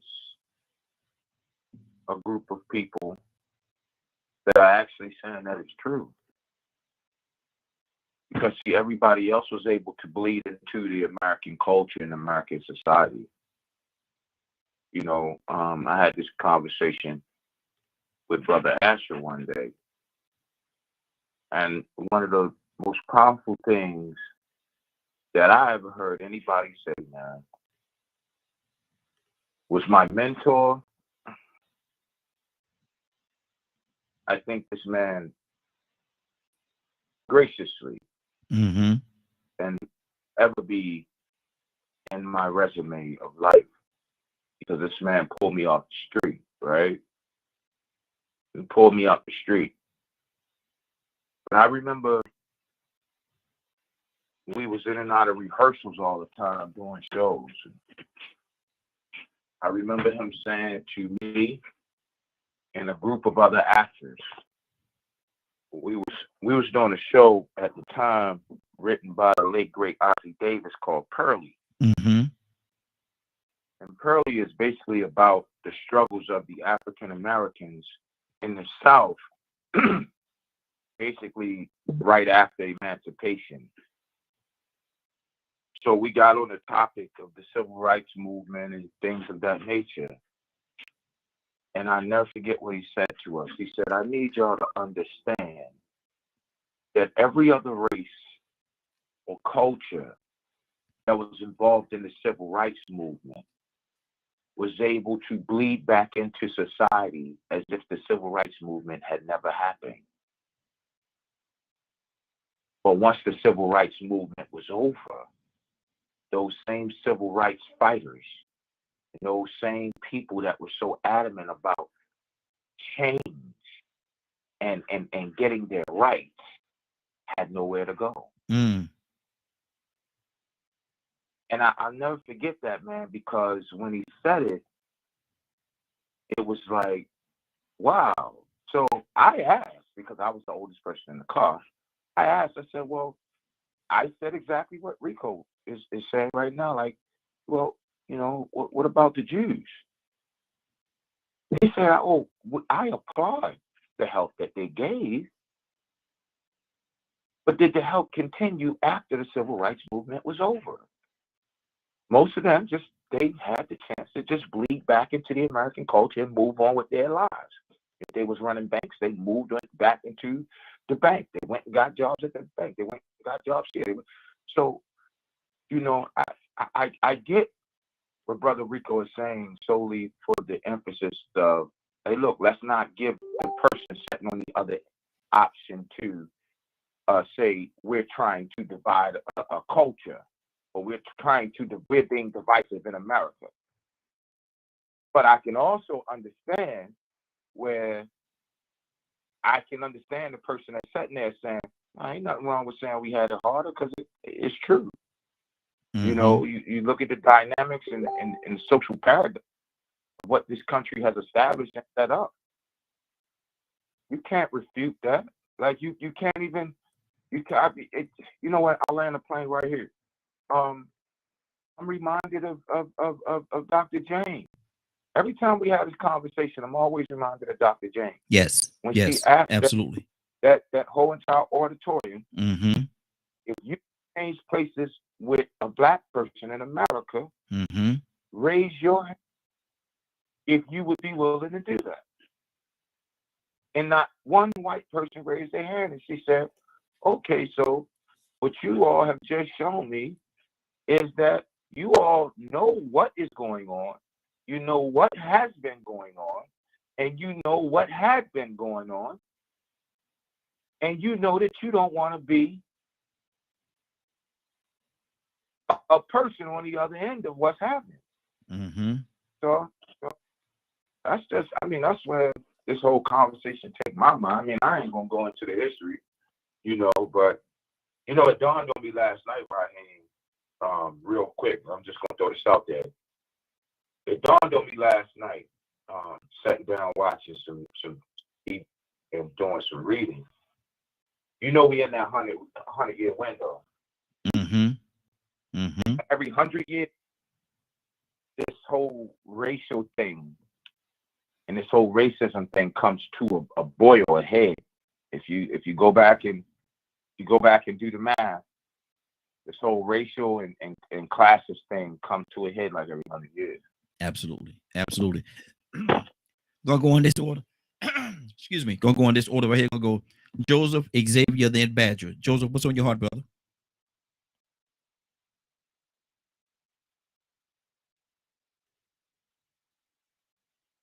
Joseph, you there? We have to come back to Joseph. Joseph may have stepped away for a second. Xavier, what's on your heart, brother? Talk to me. No, man, the conversation is still getting good, man. It's still getting good. We are, and I think, we circle right back around to accountability and responsibility, man. Just making sure that, that we're doing what we need to do within our own communities. Being out in McDonough, I was born and raised here, in what McDonough would consider the housing projects. I am under no false pretenses that the suburban project is anything like the inner city project. Yeah. So I don't make any of that. Yeah. Assumption here on this call. However, I spent roughly 6 months as a truck driver. I was looking at, kind of opening a different business, and I wanted to experience truck driving, and hopped on the road for roughly 6 months. And it gave me the opportunity to see the inner cities of Memphis, Tennessee, West Memphis, Arkansas, Baltimore. And it was humbling to bring it full circle when I look at the hood that I grew up in and the opportunities that we had here versus what's in the inner city hood. It is grossly different. It's grossly different. And there was, I remember calling a friend of mine, and I told him, I said, bro, what I see here, it makes me dabble in the area of hopelessness. Because how do you get this larger group of people to think different, right? And I just kind of explored with him what I was seeing. I said, there's so much more opportunity than what they got going on right here. I was in Philly and saw probably a line of 20 food trucks lined up right there in front of a Lowe's. And I stopped, and of course, I just want to, experience the culture and talk to some folks. And I'm talking to one of the owners who have a hot dog cart, and I just said, brother, on your best day, like, what, you know, do you do all right? You make any money with this thing? He said, man, if I can walk away with this thing, man, with $1 in a day. He says, after I've paid all the stuff I have to pay just to be here. He said, I do this because it's at least mine. Yeah. He says, but everybody else eats off of what's going on here. And he said, the other folks that eat don't look like me. These are the rules and the stuff they put in place, so they're overtaxed just to be an entrepreneur side of the street selling hot dogs. And at the rate that they're taxed. So when we look at all of these things, yeah, you know, as I said earlier, there's some accountability and responsibility we have to mentor what we can, you know, each one reach one, all that kind of stuff. But then the other side of the coin, as someone alluded to earlier, I think it was Mr. Toussaint, we talk about those that sit in those higher offices. And the frustration of our culture is we can be sitting in jail or prison for literally a petty crime with no evidence. And we got to go spend $10,000 to get an attorney to get you out of something with no evidence. Wow. But because of the media, which is the positive side, we can see those who sit in a different area who don't look like us, who we have tons of evidence, decades worth of evidence right in your face. They never see a courtroom. They never walk into one. And that within itself creates, and this is for, you know, those who think, you know, in our community at a higher level. This isn't even the hood dude. This isn't even, you know, the hood chick. This is not, you know, this is not even that. These are folks who think differently, who are what we would consider professional. We look at it and say, man, there's no hope. So I can only imagine what a youth would see. I can only imagine what they would see because they don't have the college education or even the professional job. The only experience they got right now is probably, you know, maybe some little local restaurant or whatever, and they have their music. And their music gives them something aspirational to shoot to, right? I gotta get my money, gotta get my boom. And they see the videos, they see the cars, they see the girls, the houses, the lifestyle. It's just an act. But they don't care because all they're looking for is a little bit of hope. So Xavier, would you say outside of the project? Would you say that their vision is blurred? Absolutely, it is. Absolutely, it is. But watch this: until you go to the eye doctor, you don't even know you got bad vision. Come on. You just know some stuff you see clearly and some stuff you don't. That's just. Well, I mean, I was one of them. I walked around for years, knowing I needed to get glasses, and just didn't do it because we learned to function in fuzziness. It's wow. I don't like it, but it's the life that we have until we find some kind of purpose in somebody that will simply remove the veil from your eyes, and now you can see, to use a biblical metaphor, for the scales to fall from our eyes. And we now can see clearly those things that were always before us. Yes, sir. They were always there. The opportunities were always there. So it's an interesting. So I love how, and I'm telling you what I'm enjoying about the conversation. I hadn't heard anybody that went to the extreme on one side or the other.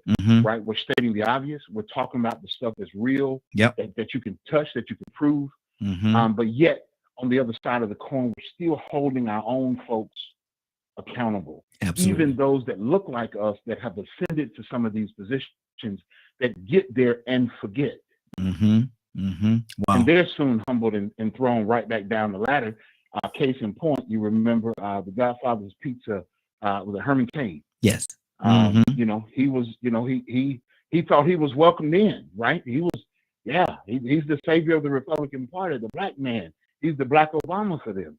It didn't take long for one of his own rivals to start digging and found a woman that said, he looked at me or touched me or said something to me 30 years ago. And it destroyed his campaign. Exactly. It destroyed his campaign. So it is so that's where we are. So I'm enjoying the conversation. I appreciate you, brother. Good day. Hey, appreciate you being here. Definitely appreciate you being here. We're gonna go to Badger.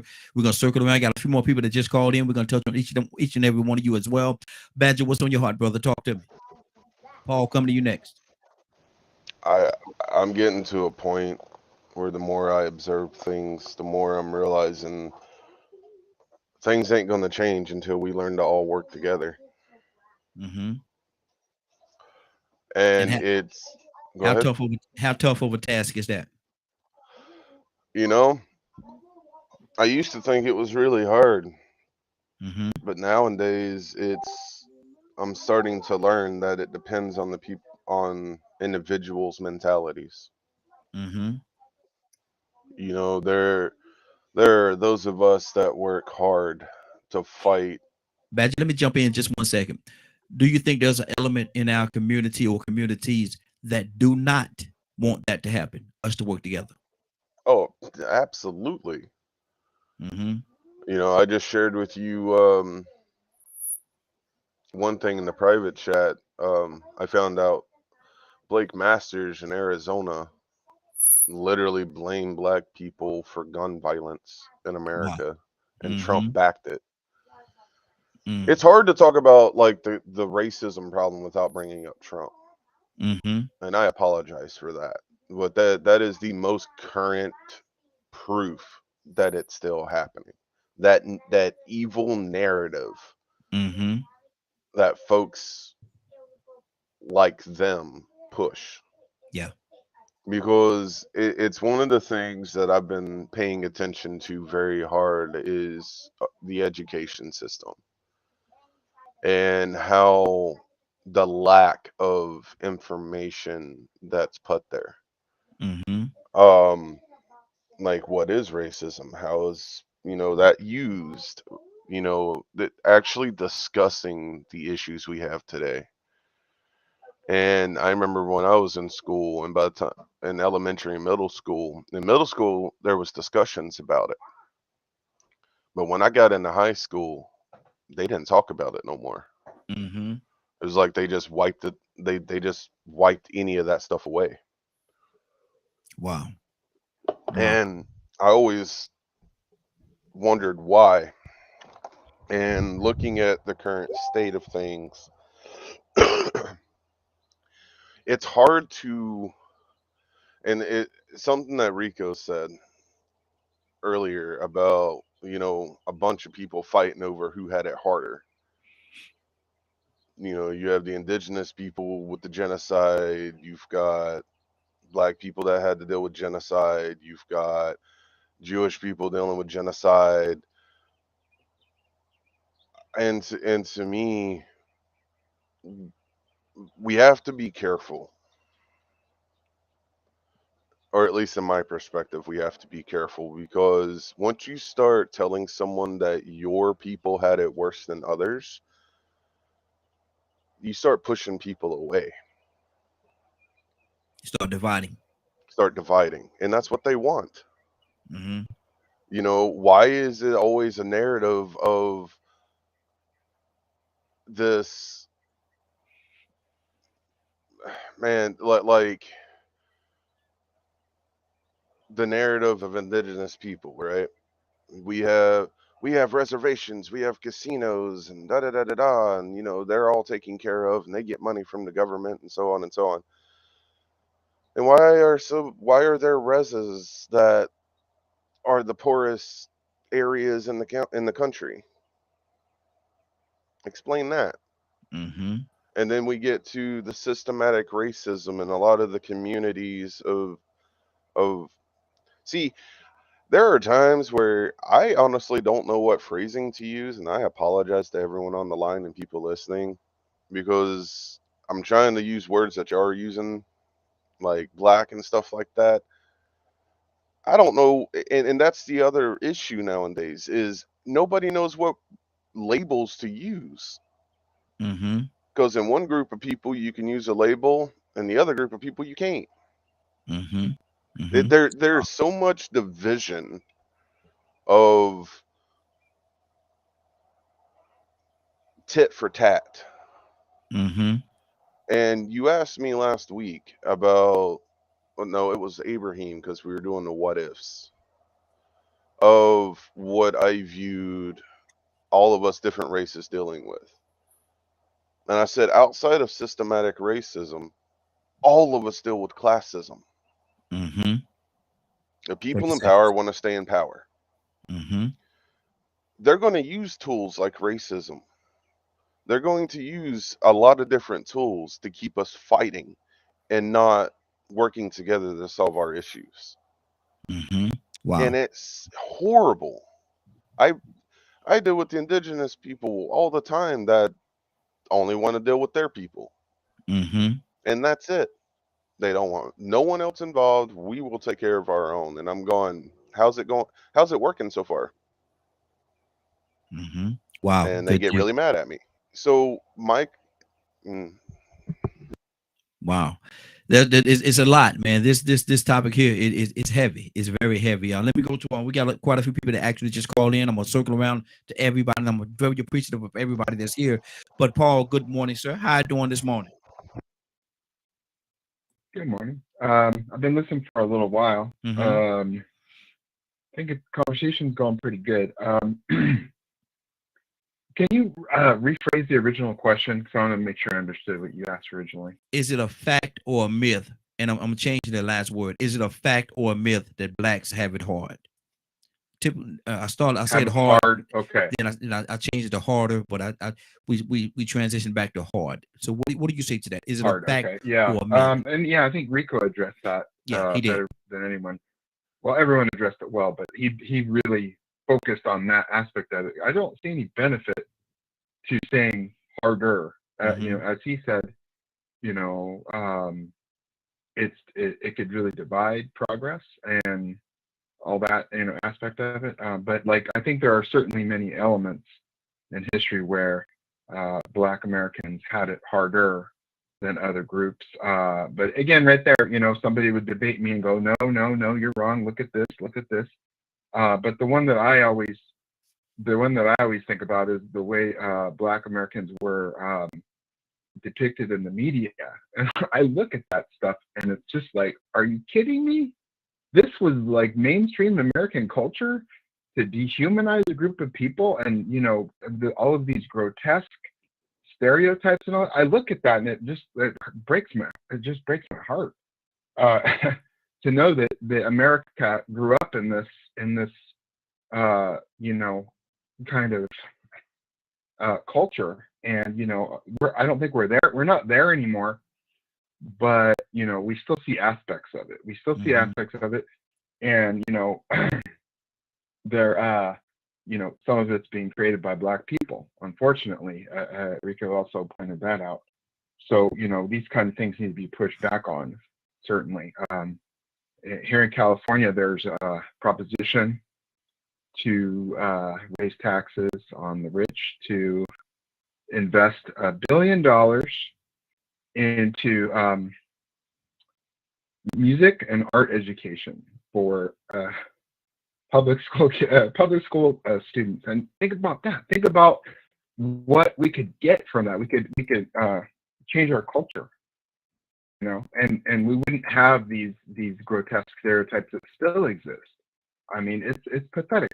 Where's the John Coltrane of today? Where's the Miles Davis of today? Where's the Stevie Wonder of today? Where's all these geniuses? What do we have now? Kanye West? Come on. I mean, Kanye's maybe done a couple things, but it's hard to put somebody like that on the same caliber as the actual geniuses of the past. And that's that's music. That's art. And so, you know, we can solve these problems, but we have to work together to do it. Because if we don't work together, as Badger just said right there, you know, the whole game is divide and conquer. So, you know, I feel like, yeah, there's definitely problems, and not just Black people are suffering. That's for sure. A lot of people are suffering. Wow. And we need to work together and fix it. Now, I'm gonna ask you the same question I asked the Badger, and I asked a few other people as well. How daunting of a task is that to fix it? It's pretty bad. There's a lot of money against progress, and there's a lot of people with, you know, people that want to distract. They go, well, look at this transgender thing over here. It's like, what? That's not relevant to my life. Let's focus on the real issues here. Let's focus on education and jobs and all these other things. So it's a big task. Wow. Warnock. I give my money to Warnock, and I'm not even from Georgia. There you go. 508-924-3521. Go ahead and go in this area right here. We're going to Willa, K, and then back to Cassandra. So Joseph, you with us, brother? What's on your heart? Yes, sir, I'm with you. And sorry about that. I was multitasking. I think when our children get up in the morning at school and pledge allegiance to the flag, and when I attend the commissioners' meeting, we stand and we pledge allegiance to the flag, and we say through the course of our saying, with liberty and justice for all. And we all recite that across this country. We are part of an American experiment, and all of us must labor and work to bring that creed into a reality. It is not a reality, but we must work to bring it into reality. And I think generations before us struggled to do that, whether they were Italians or Irish, Jews, indigenous people, black people. We're all a part of this American experiment. And there are those with big money who try to distract us. And they do a good job, especially those who control the media. When I was stationed in Germany, one of the things I did was I took my family to Dachau. I had read about the atrocities, of World War II and, what was done to our Jewish brothers and sisters. And it really gripped me as I read and studied it. But I had to go in person to the location, to some of the sites, to just see it and take it all in, because we need to be able to empathize with marginalized people or people who are oppressed. And I don't care if it's LGBTQ or indigenous people, Hispanic people who are not being paid their worth, who are being threatened with the withholding of payment, and they can't do anything about it because they're not documented. That concerns me. Humanity concerns me. Yeah. And I think we all must find or work to get there, to that place. Dr. King, I consider to be one of my mentors. Gandhi was another, but Dr. King imparted a lot to me because I studied, read much of his work, and I kind of tried to get into his thinking because he cared about people. And, I'm concerned about poor whites who are strung out, on opioids, and poor blacks who are dying from opioids. They're giving up. They've lost hope. And this hopelessness is an indictment on this society. This society is sick. What we're seeing is symptoms of a sick society, and we must work to make it better. Our children in school, some of them are committing suicide, and this suicide rate is climbing, and it's a reflection on this society, the mean-spiritedness in this society.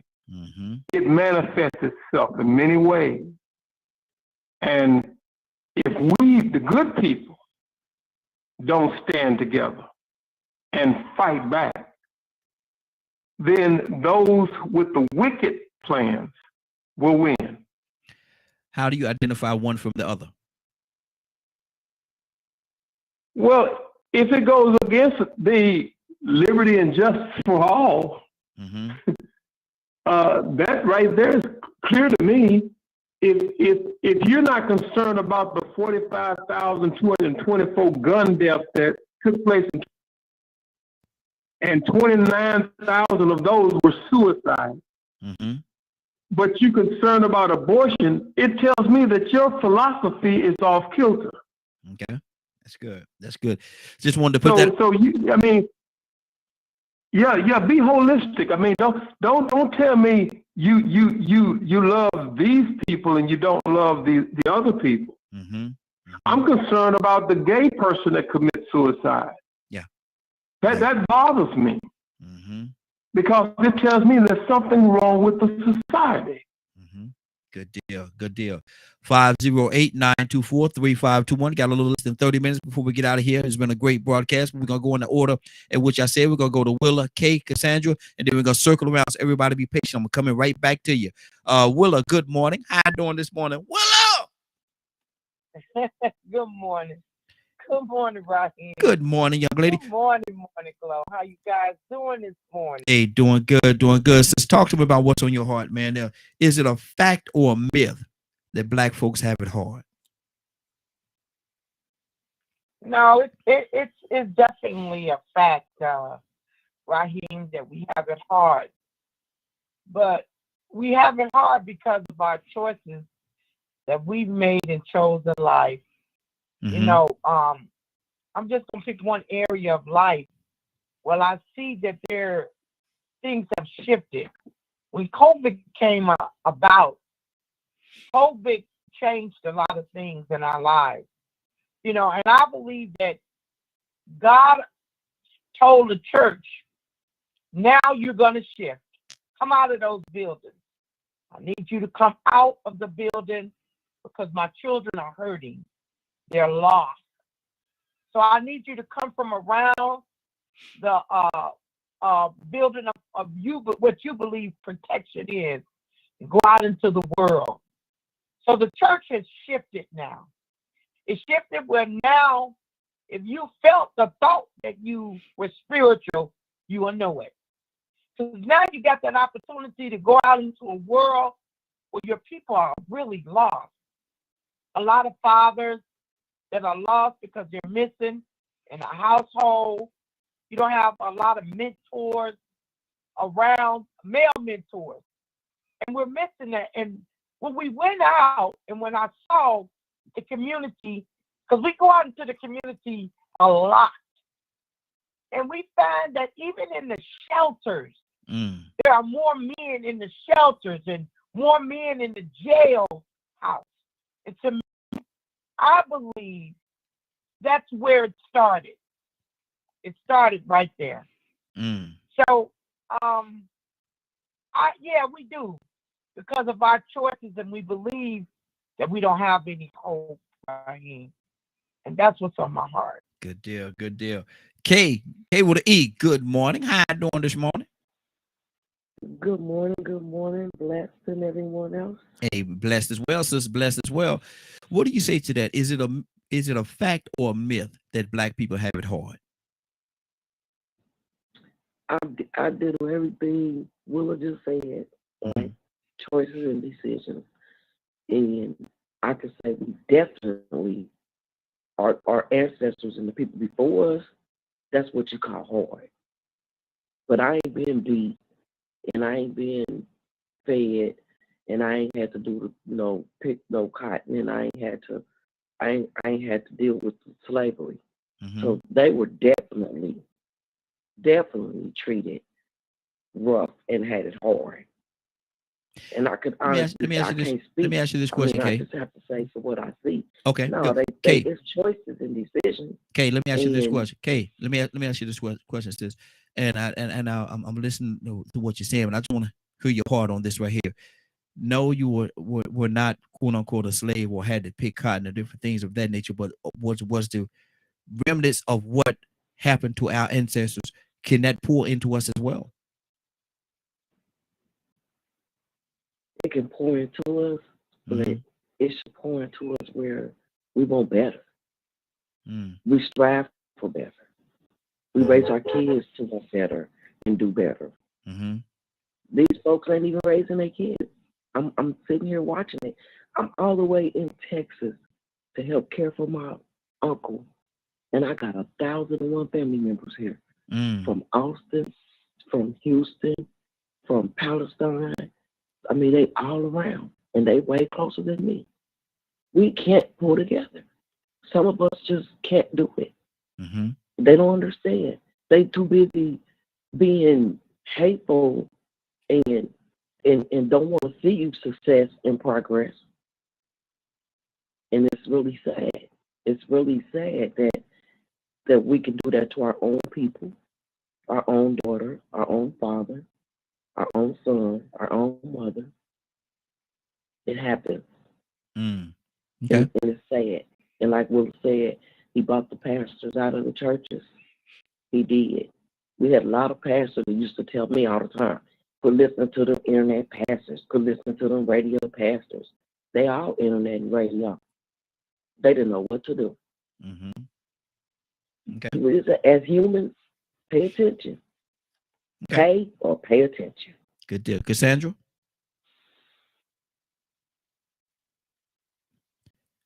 Yeah, I agree with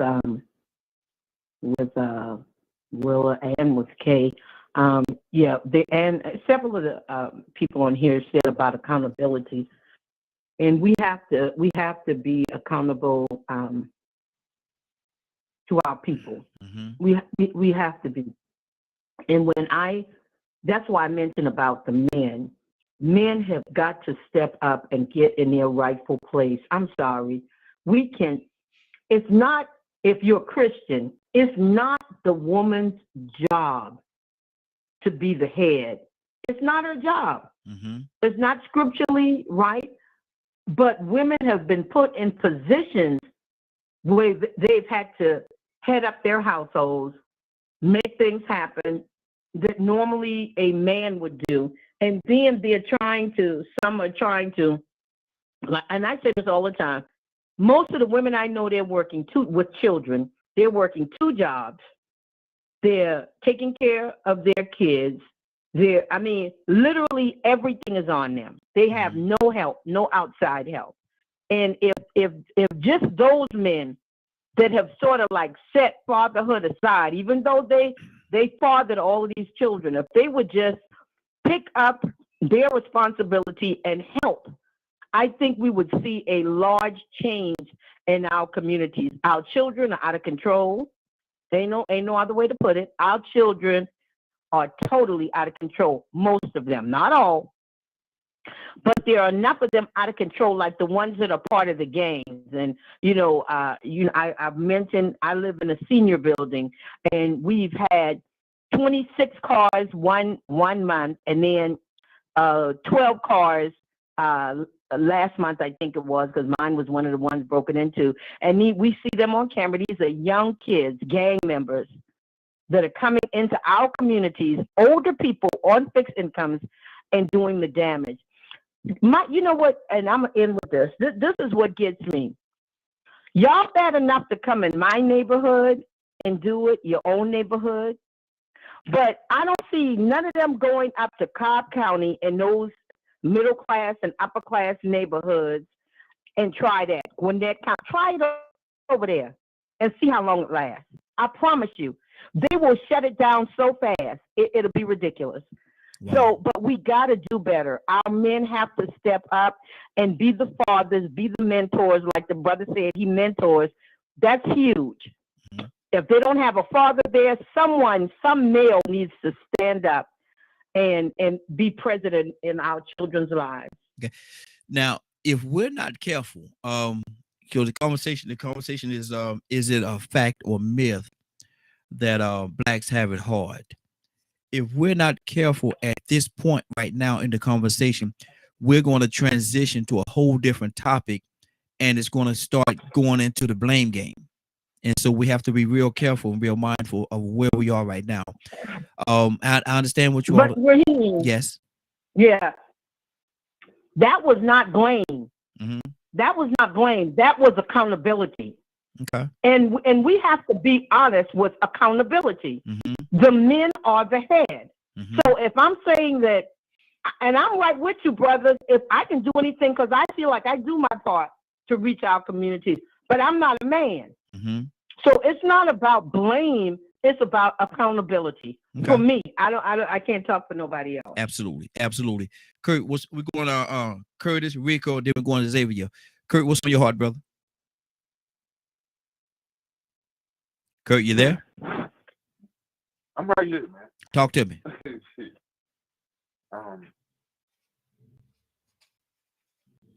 If you ask me, man,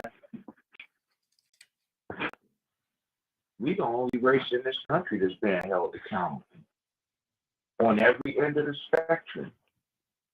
You listen to the conversations that have gone around and the thoughts that have gone around.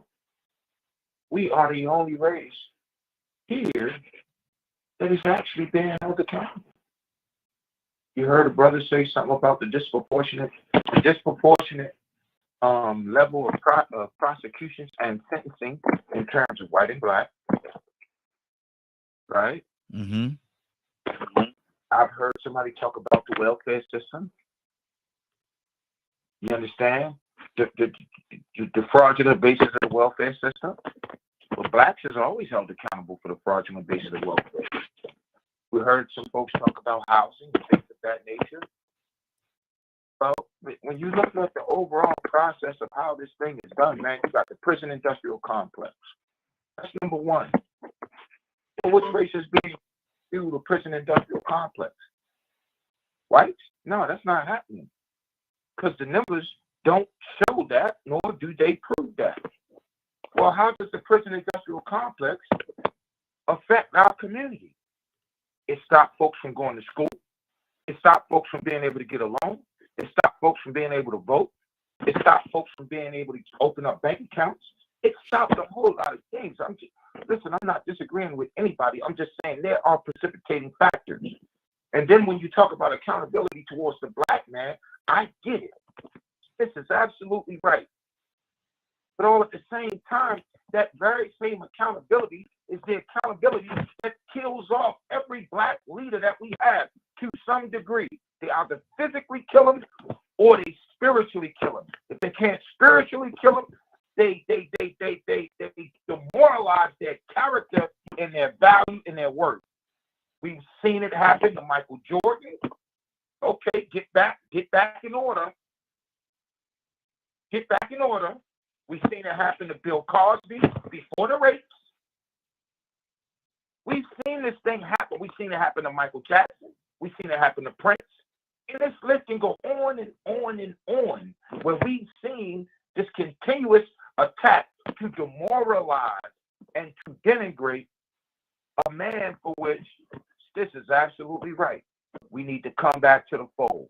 And every time we try and come back to the fold and hold ourselves accountable, all of a sudden the goalpost is moved to a higher level of accountability. Mm-hmm. Wow. I mean, wow. I get it.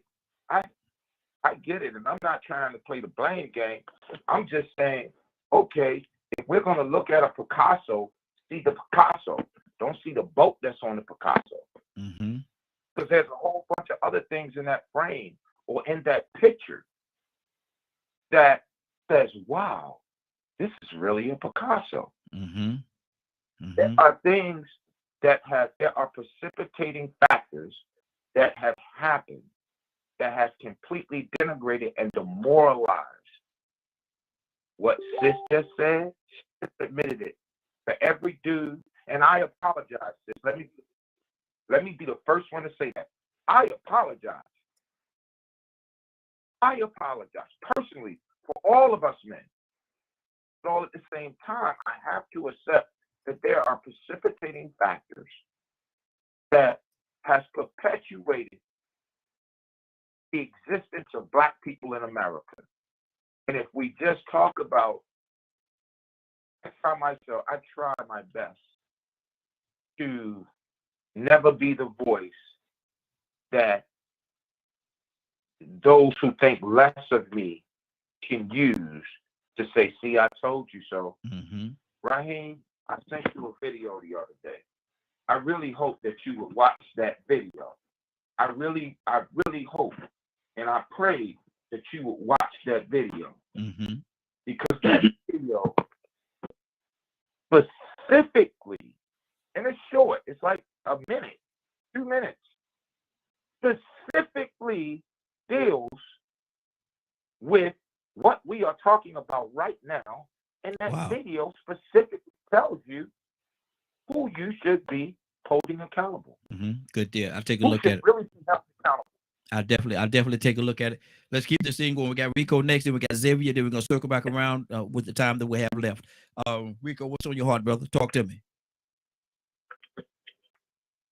This is like the second time I heard Cassandra bring that up about what the men need to do. And you was right.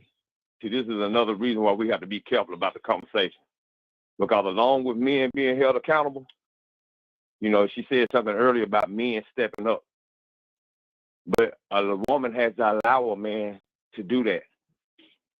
You know, I was telling you about the situation the other morning with those children acting all loud. And the adults were standing there when I said something. Then the woman wanted to chime in, but the whole time she was standing there, she didn't let me handle the situation. She stepped on my toes. I sent you a documentary called Erasing Families. See, we have to deal with these institutions and systems that's in place. And then understand the mental effect of these traumas, the impacts. Now, it's understandable. Men do need to be held accountable. Right now, I'm trying to be in my son's life. Guess who won't let me? Guess who called me yesterday and told me I need to come get my son tomorrow? Because he been fighting. He got kicked out of school today. This is about your son. I said, well, would you please call me back with an unrestricted number so when I get down, I can call you and meet you? Better yet, let's make better arrangements.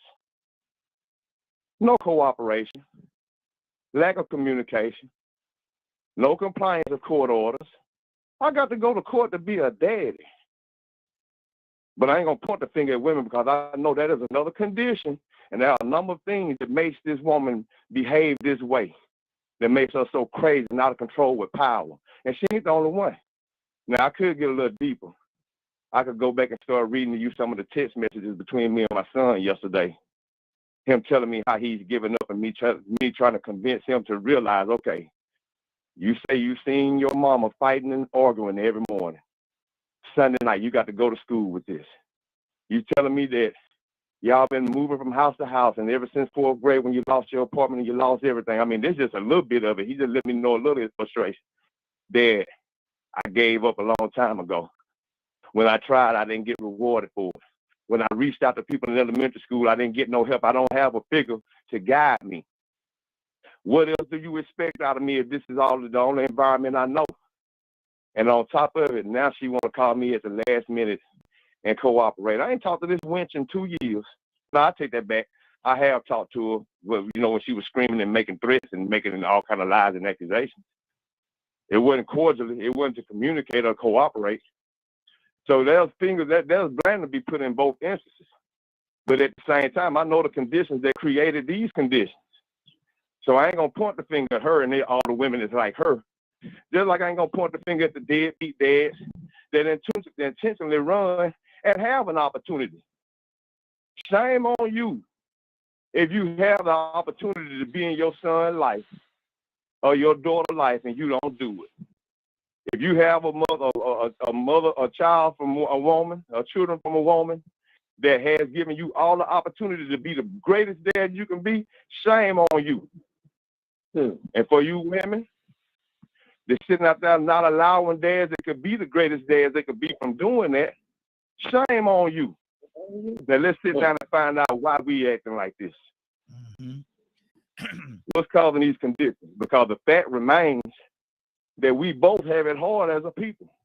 Yeah, they don't do certain things to black women. They don't did certain things to white black men. They don't do certain things to natives and Jews too. They don't do certain things. And all in all, it was still terrible, traumatic, and horrible. Good you know, deal. I would hate for us to start sounding like we were trying to win the abuse Olympics. Wow.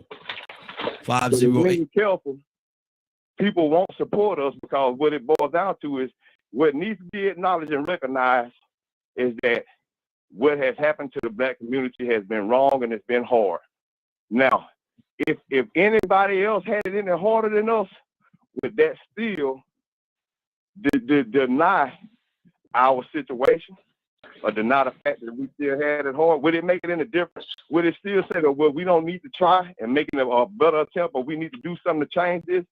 or is it still gonna be the same effort need to be made regardless of who had it worse? Good deal. Got to keep it moving, Rico. Got to keep it moving. Then we go to Xavier. Then we go to Badger. Xavier, what's on your heart, brother? Rico, good comment, brother. I'm not gonna take the bait, as Raheem, said earlier. I'm not gonna bite the bait. But there are systems that are outside of our control that created an environment for the man not to be present, and our value decreased in the home. And no man is going to stay in a home where his value has been decreased by the woman that he loves and lays with, and the value is already decreased in the country that he has to live in. Nobody will stay in that environment. And so, Raheem, I believe this is a phenomenal conversation for another show, but there are some, so as we begin to kind of, pull in on the conversation and looking at the things that we can control, which is our homes, then we'll begin to kind of lay out those other systems and find tools, tactics, and understandings on how we both can begin to value each other's importance, not only in our children's lives, but in each other's lives, so that we can, again, begin to heal and lead together. And if, so that's my little piece there. I'm just going to put a pin in it there, but I hope there's a continuation dealing with some of the concerns that some of our sisters have spoken about, because I think that's just a surface level, what, and I hate to use this term, but what Fox News says the problem is. Mm-hmm. Fox News said black men are not in the home. Fox News said we're not in our children's lives. And those things are simply not the truth. Mm-hmm. Exactly. It's just not. Exactly. So anyway, we'll move on. I know we'll come back to it at some future show. As a matter of fact, tomorrow, that's a great show for tomorrow. We could talk about that and go in depth about the whole situation tomorrow and deal with the whole ball of wax at one time tomorrow. If y'all are available, y'all come back and we'll talk about this tomorrow. Let me go to Badger. Badger, what's on your heart, brother? Man, acknowledge. That is such a powerful word. And I think that's something that every community in our nation deals with. Every group of people is acknowledging what has been done and what is continuing to be done and what can be done. There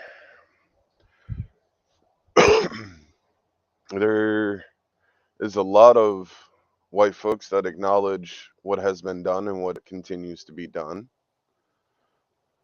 There are indigenous people, there are black people, and so on and so on. The part that gets me is when acknowledgement is given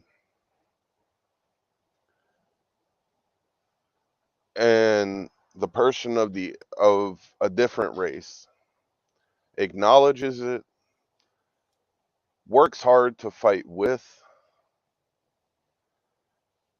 yet most of the time the opposite race from the person that's fighting will tell them to sit down. It's not their problem.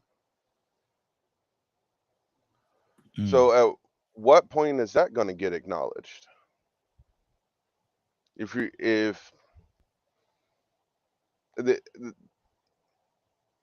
I find that so counterproductive,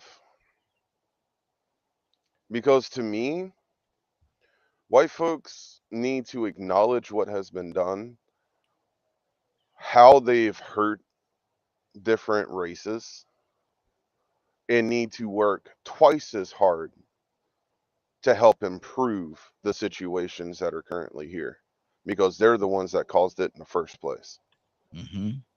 Good deal. Good deal. We're going to go in this order right here. We're going to go Joseph, Cassandra, Willa, and then back to Kirk.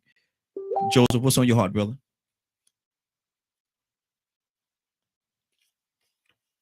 Joseph, you with us? Yeah, I had to get my phone off mute. Sorry about that. Well, I appreciate all the comments this morning. It's all enriching and empowering, and I think we need to explore the subject even further.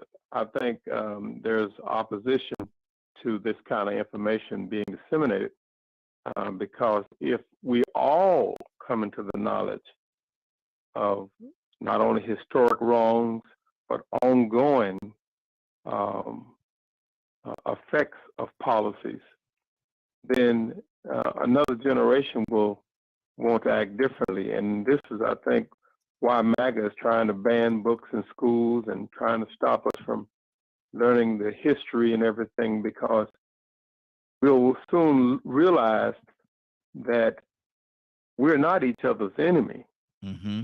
In fact, those with power and money who use money to buy even more power are the ones who perpetuate the conditions on the ground.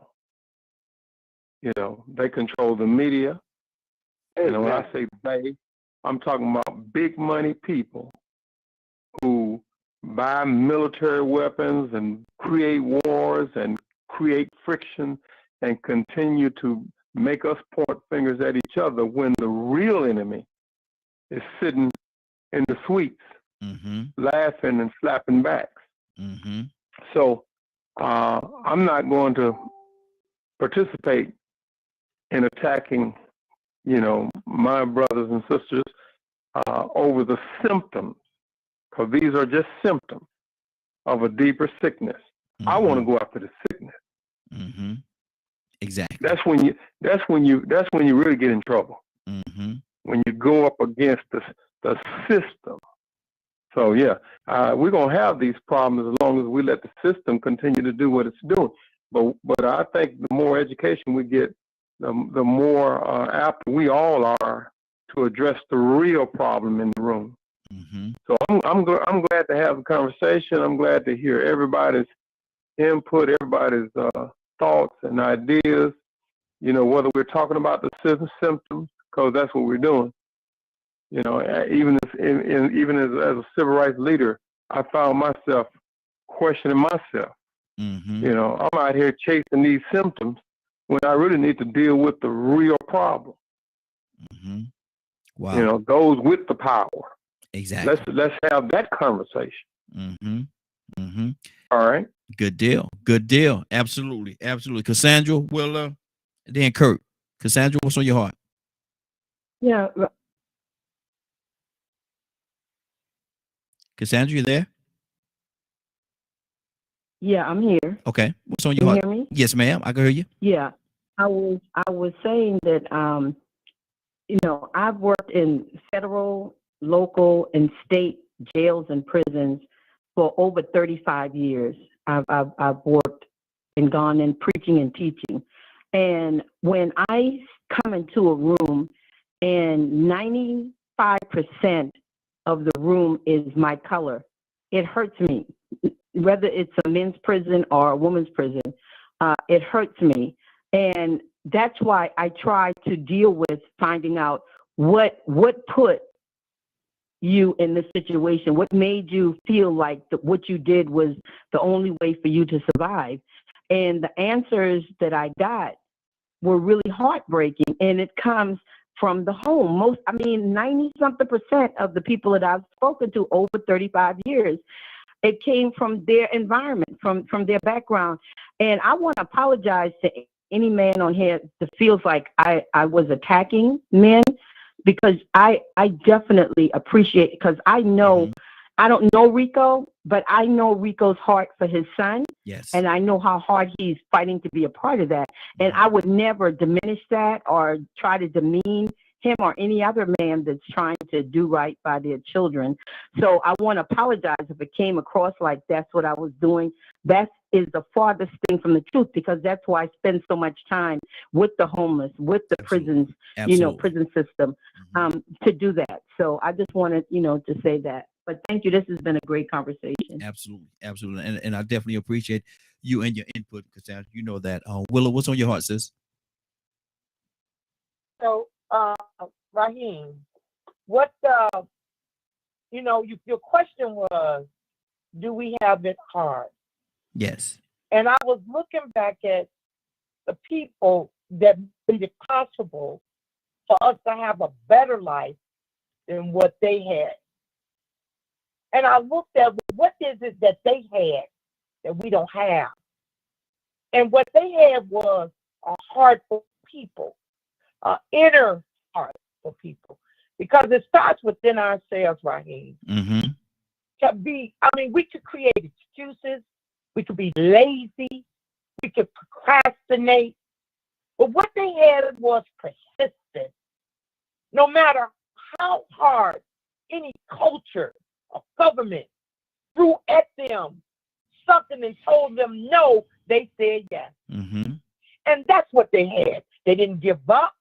They kept pushing and they kept pushing.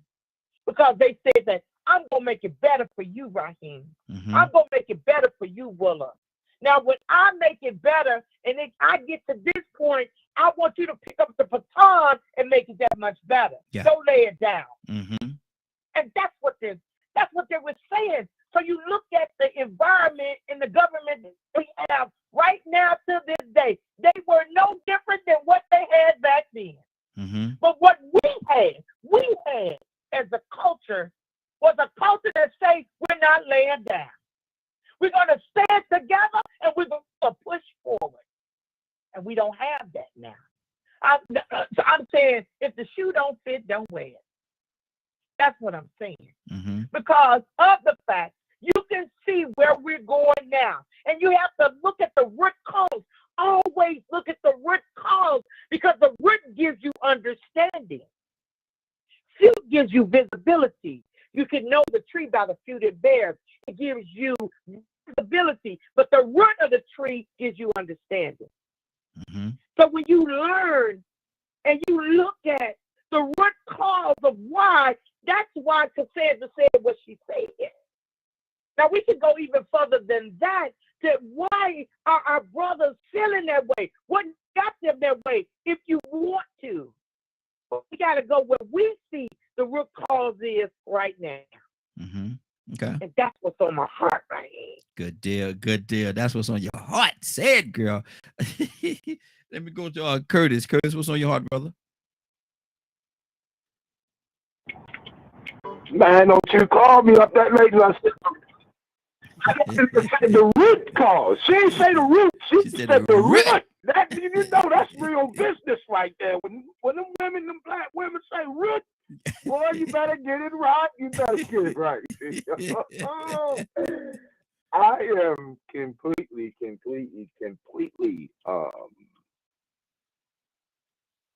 behind, and I second everything that Sister Willa just said out of her mouth. Because she said it not only from her mind, but she said it from her heart.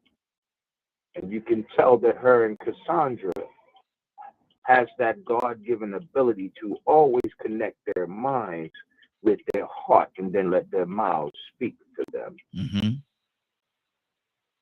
So basically what I'm saying is they always talking to you from their spirit and their soul. Yeah. Mm-hmm. We have been placed in a society where people talk from their physical mouth. But I am going to say this. I'm reminded Dr. King, Malcolm X, Medgar Evers, and a host of others, men who were doing and trying to do exactly what our sisters was talking about. Mm-hmm. We have to acknowledge what happened to them. And acknowledge, does that create a psychological block? Or does that create some fear about the idea of moving us forward? Mm-hmm. Lastly, I'll say this. Raheem, I really do. I'm gonna give you some advice. I'm not telling you how to do your show. But I really do believe, brother, that it would be beneficial if we go with what Brother Joseph said earlier and the other brother said earlier and what Rico was saying and what Badger has been saying. It sounds like everybody is saying, hey, look, let's get down to the serious brass tacks and understanding really what is going on. If it were I, Raheem, I would literally print out the Willie Lynch letter and take a full week. And each day go maybe a page and a half, read it, and then let's discuss what we just heard you read. Let's discuss what we just heard you read, what it means, what it meant then, what it meant during the civil rights movement, what it meant throughout the process, and what it means now. Mm-hmm. I think that is a really good starting point to deal with the issues for which we have just been talking about. Good deal. Good deal.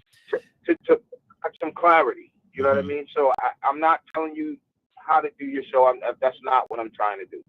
I'm just saying that I think that you really should consider taking that letter and breaking it down at the top of the show. Read maybe a page and a half. I think 5 days, page and a half.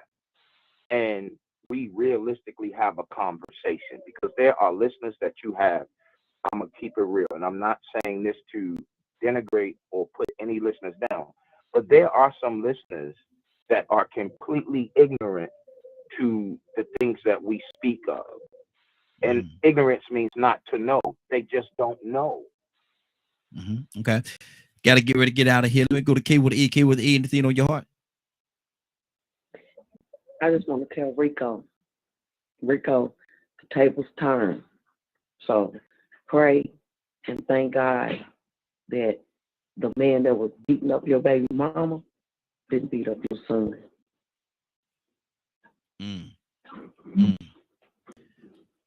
Okay, we're going to get They out. might not have been beating her up. She's known for running people over and stabbing them. So I really, truly, that's the reason why I left. So once again, we assume that the woman is on the bottom end, and the one that's the victim, and she is the abuser. Yeah, but you didn't beat on her. So, you know, She's the monster. I ain't going to even say that. She the monster. Okay. But I get what you're saying, though. I appreciate you, but it's the other way around. She done ran him over, and she done stabbed another one. You get what I'm saying? I mean, once again, it goes back to choices. Willa did hit it on the head. Go ahead, Kay. Go ahead. We did a memorial for Precious Doe, and she turned 25 in May of this year. And the mother, it was the mother's child, but the boyfriend or whatever he was, they cut the little girl's neck off. They just cut her up in pieces. And they were in a home with other people, and none of those people went to jail. That's where they fell and dropped the ball as we speak, because nobody went to jail but the woman and the man, when everybody in that household should have went to jail, because they had that girl locked in a bedroom that wasn't even 12 feet away from other people. They had to hear her hollering and everything. They tortured her and then took her out the side window because they didn't want to take her through the house with everybody in there. But they heard this, and they never seen the little girl no more. And they never told us. We had to do a search and everything to find that little girl. And it was horrible. Wow. And that's just horrible. So I thank God for the protection of your son, because some of these people are very sick. Absolutely. You're right. I appreciate that. And Cassandra, you didn't have to apologize, because I didn't feel like you were actually doing that, but I was just saying that it can be taken that way, because I think Joseph pretty much said it best. We see the results, and what you see out of men not being in a household, whether by choice or by force, that's out of order. And what you see by women keeping men out of the household by choice, of just from him being no good, that's completely out of order.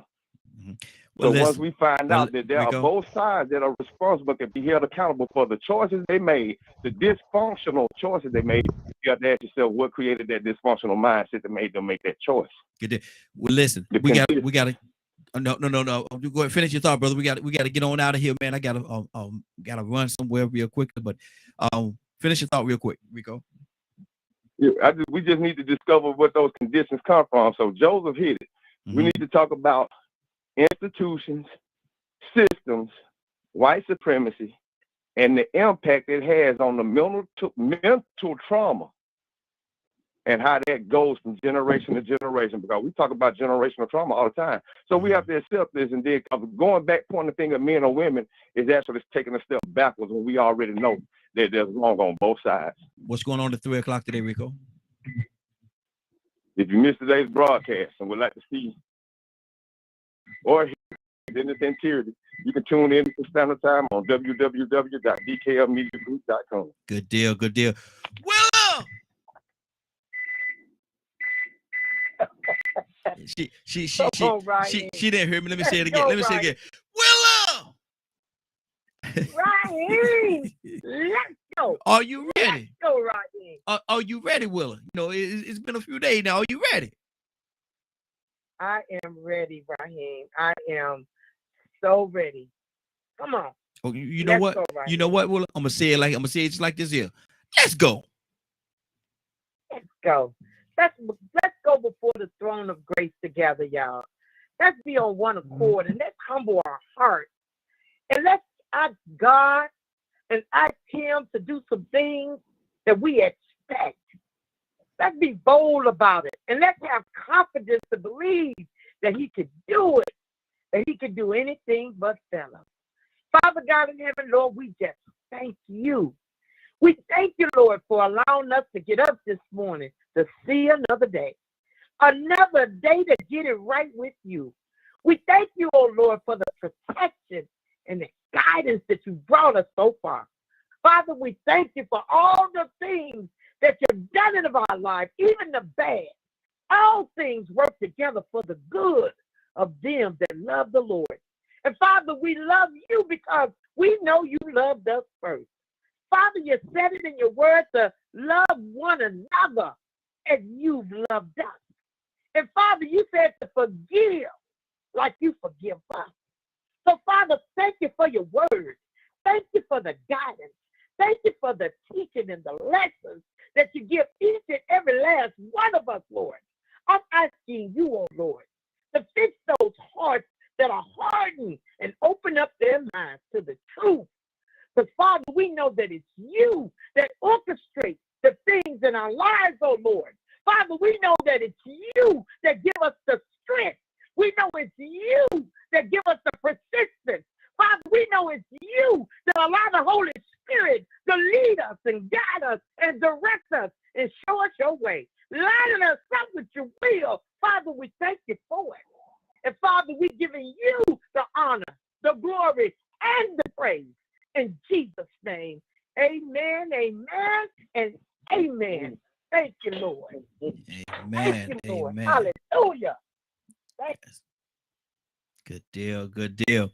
It's been a great broadcast, and good to be back, y'all. Good to be back. We've been on a vacation, man. We was in Houston, Texas, and again, I want to thank Houston, Texas, for treating us so nicely and so kindly. Thank you, Houston. You definitely showed us a good time. You showed us a good time. We definitely enjoyed being over there in Houston, Texas. Houston, Texas. Don't know if we're gonna make our way back over there again, but if we ever do, we look forward to being there if we ever do. I don't know we're coming back. Ew, don't be talking that nasty. Houston show. Well, Raheem, I didn't get here till Sunday morning. Sunday morning. Yes, I missed my flight. Lord Jesus, Lord, I'm gonna tell you something. But I'm gonna tell you, Houston treated us real good, man. We had a real good time over there, man. We had a real good time, man. So it's on the list of one of our favorite places, man. Houston, Texas. But listen, well, since you ain't in a hurry, what happened yesterday, Mr. Raheem? I was so tired, brother. I ain't lying. Look, I said, man, I was wore out, brother. We were all wondering where you were. Man, I was tired, bro. Look, we by the time we landed in Houston, I think it was about 8:30 when we landed that morning, and we had a rental car. We rented the Turo, and that's usually what we do. We get a Turo, and I think I told you about that Turo too, man. If you get a chance, get one, man. It's a real good system they got going on. But man, got the car maybe about 9 o'clock. Portia checked into the hotel right around 12 or something like that, man. My wife had a whole itinerary lined up for us for the whole day. We got in the doggone tour with the rental car, went straight to the not science center, but Space Center. And from that time, we went from play, bam, bam, bam, back to back. Finally got to the hotel probably about 4:30, checked in, dropped off our bags and went back out. Got back about 10. Next morning, it was the same thing, man. Man, I was so tired. I got back here, boy, I was tired, bro. I was tired. Lord Jesus, I'm tired, boy. We glad you made it. We glad you made it back safe. You know what I'm saying? We know you don't like to have us over on overtime. You know what I'm saying, like this. But now when we show up for work, you gotta let us know that they close for the day. Yes, sir. I'll make sure I do it just like that. Exactly. But man, I'm looking forward to tomorrow. And tomorrow I'm gonna give y'all a heads up, man. We're gonna talk about accountability tomorrow. That's gonna be our topic tomorrow. Accountability. And we're gonna deal with this thing, and we're gonna deal with it realistically. Say it again.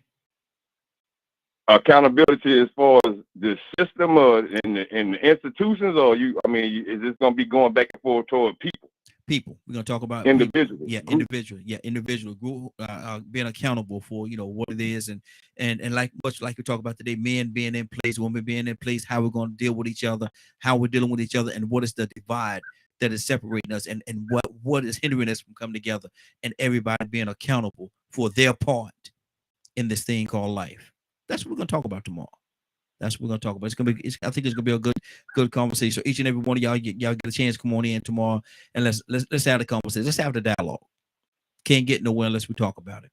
But right now, we're about to get out of here. I want to thank everybody for joining us, and more than that, I want to thank you for allowing DK Media Group and Associates and the Morning Glow for being a part of your day. It is now 10:17. You're about to exit the Morning Glow, but before you go, I want you to do me two favors, if you will.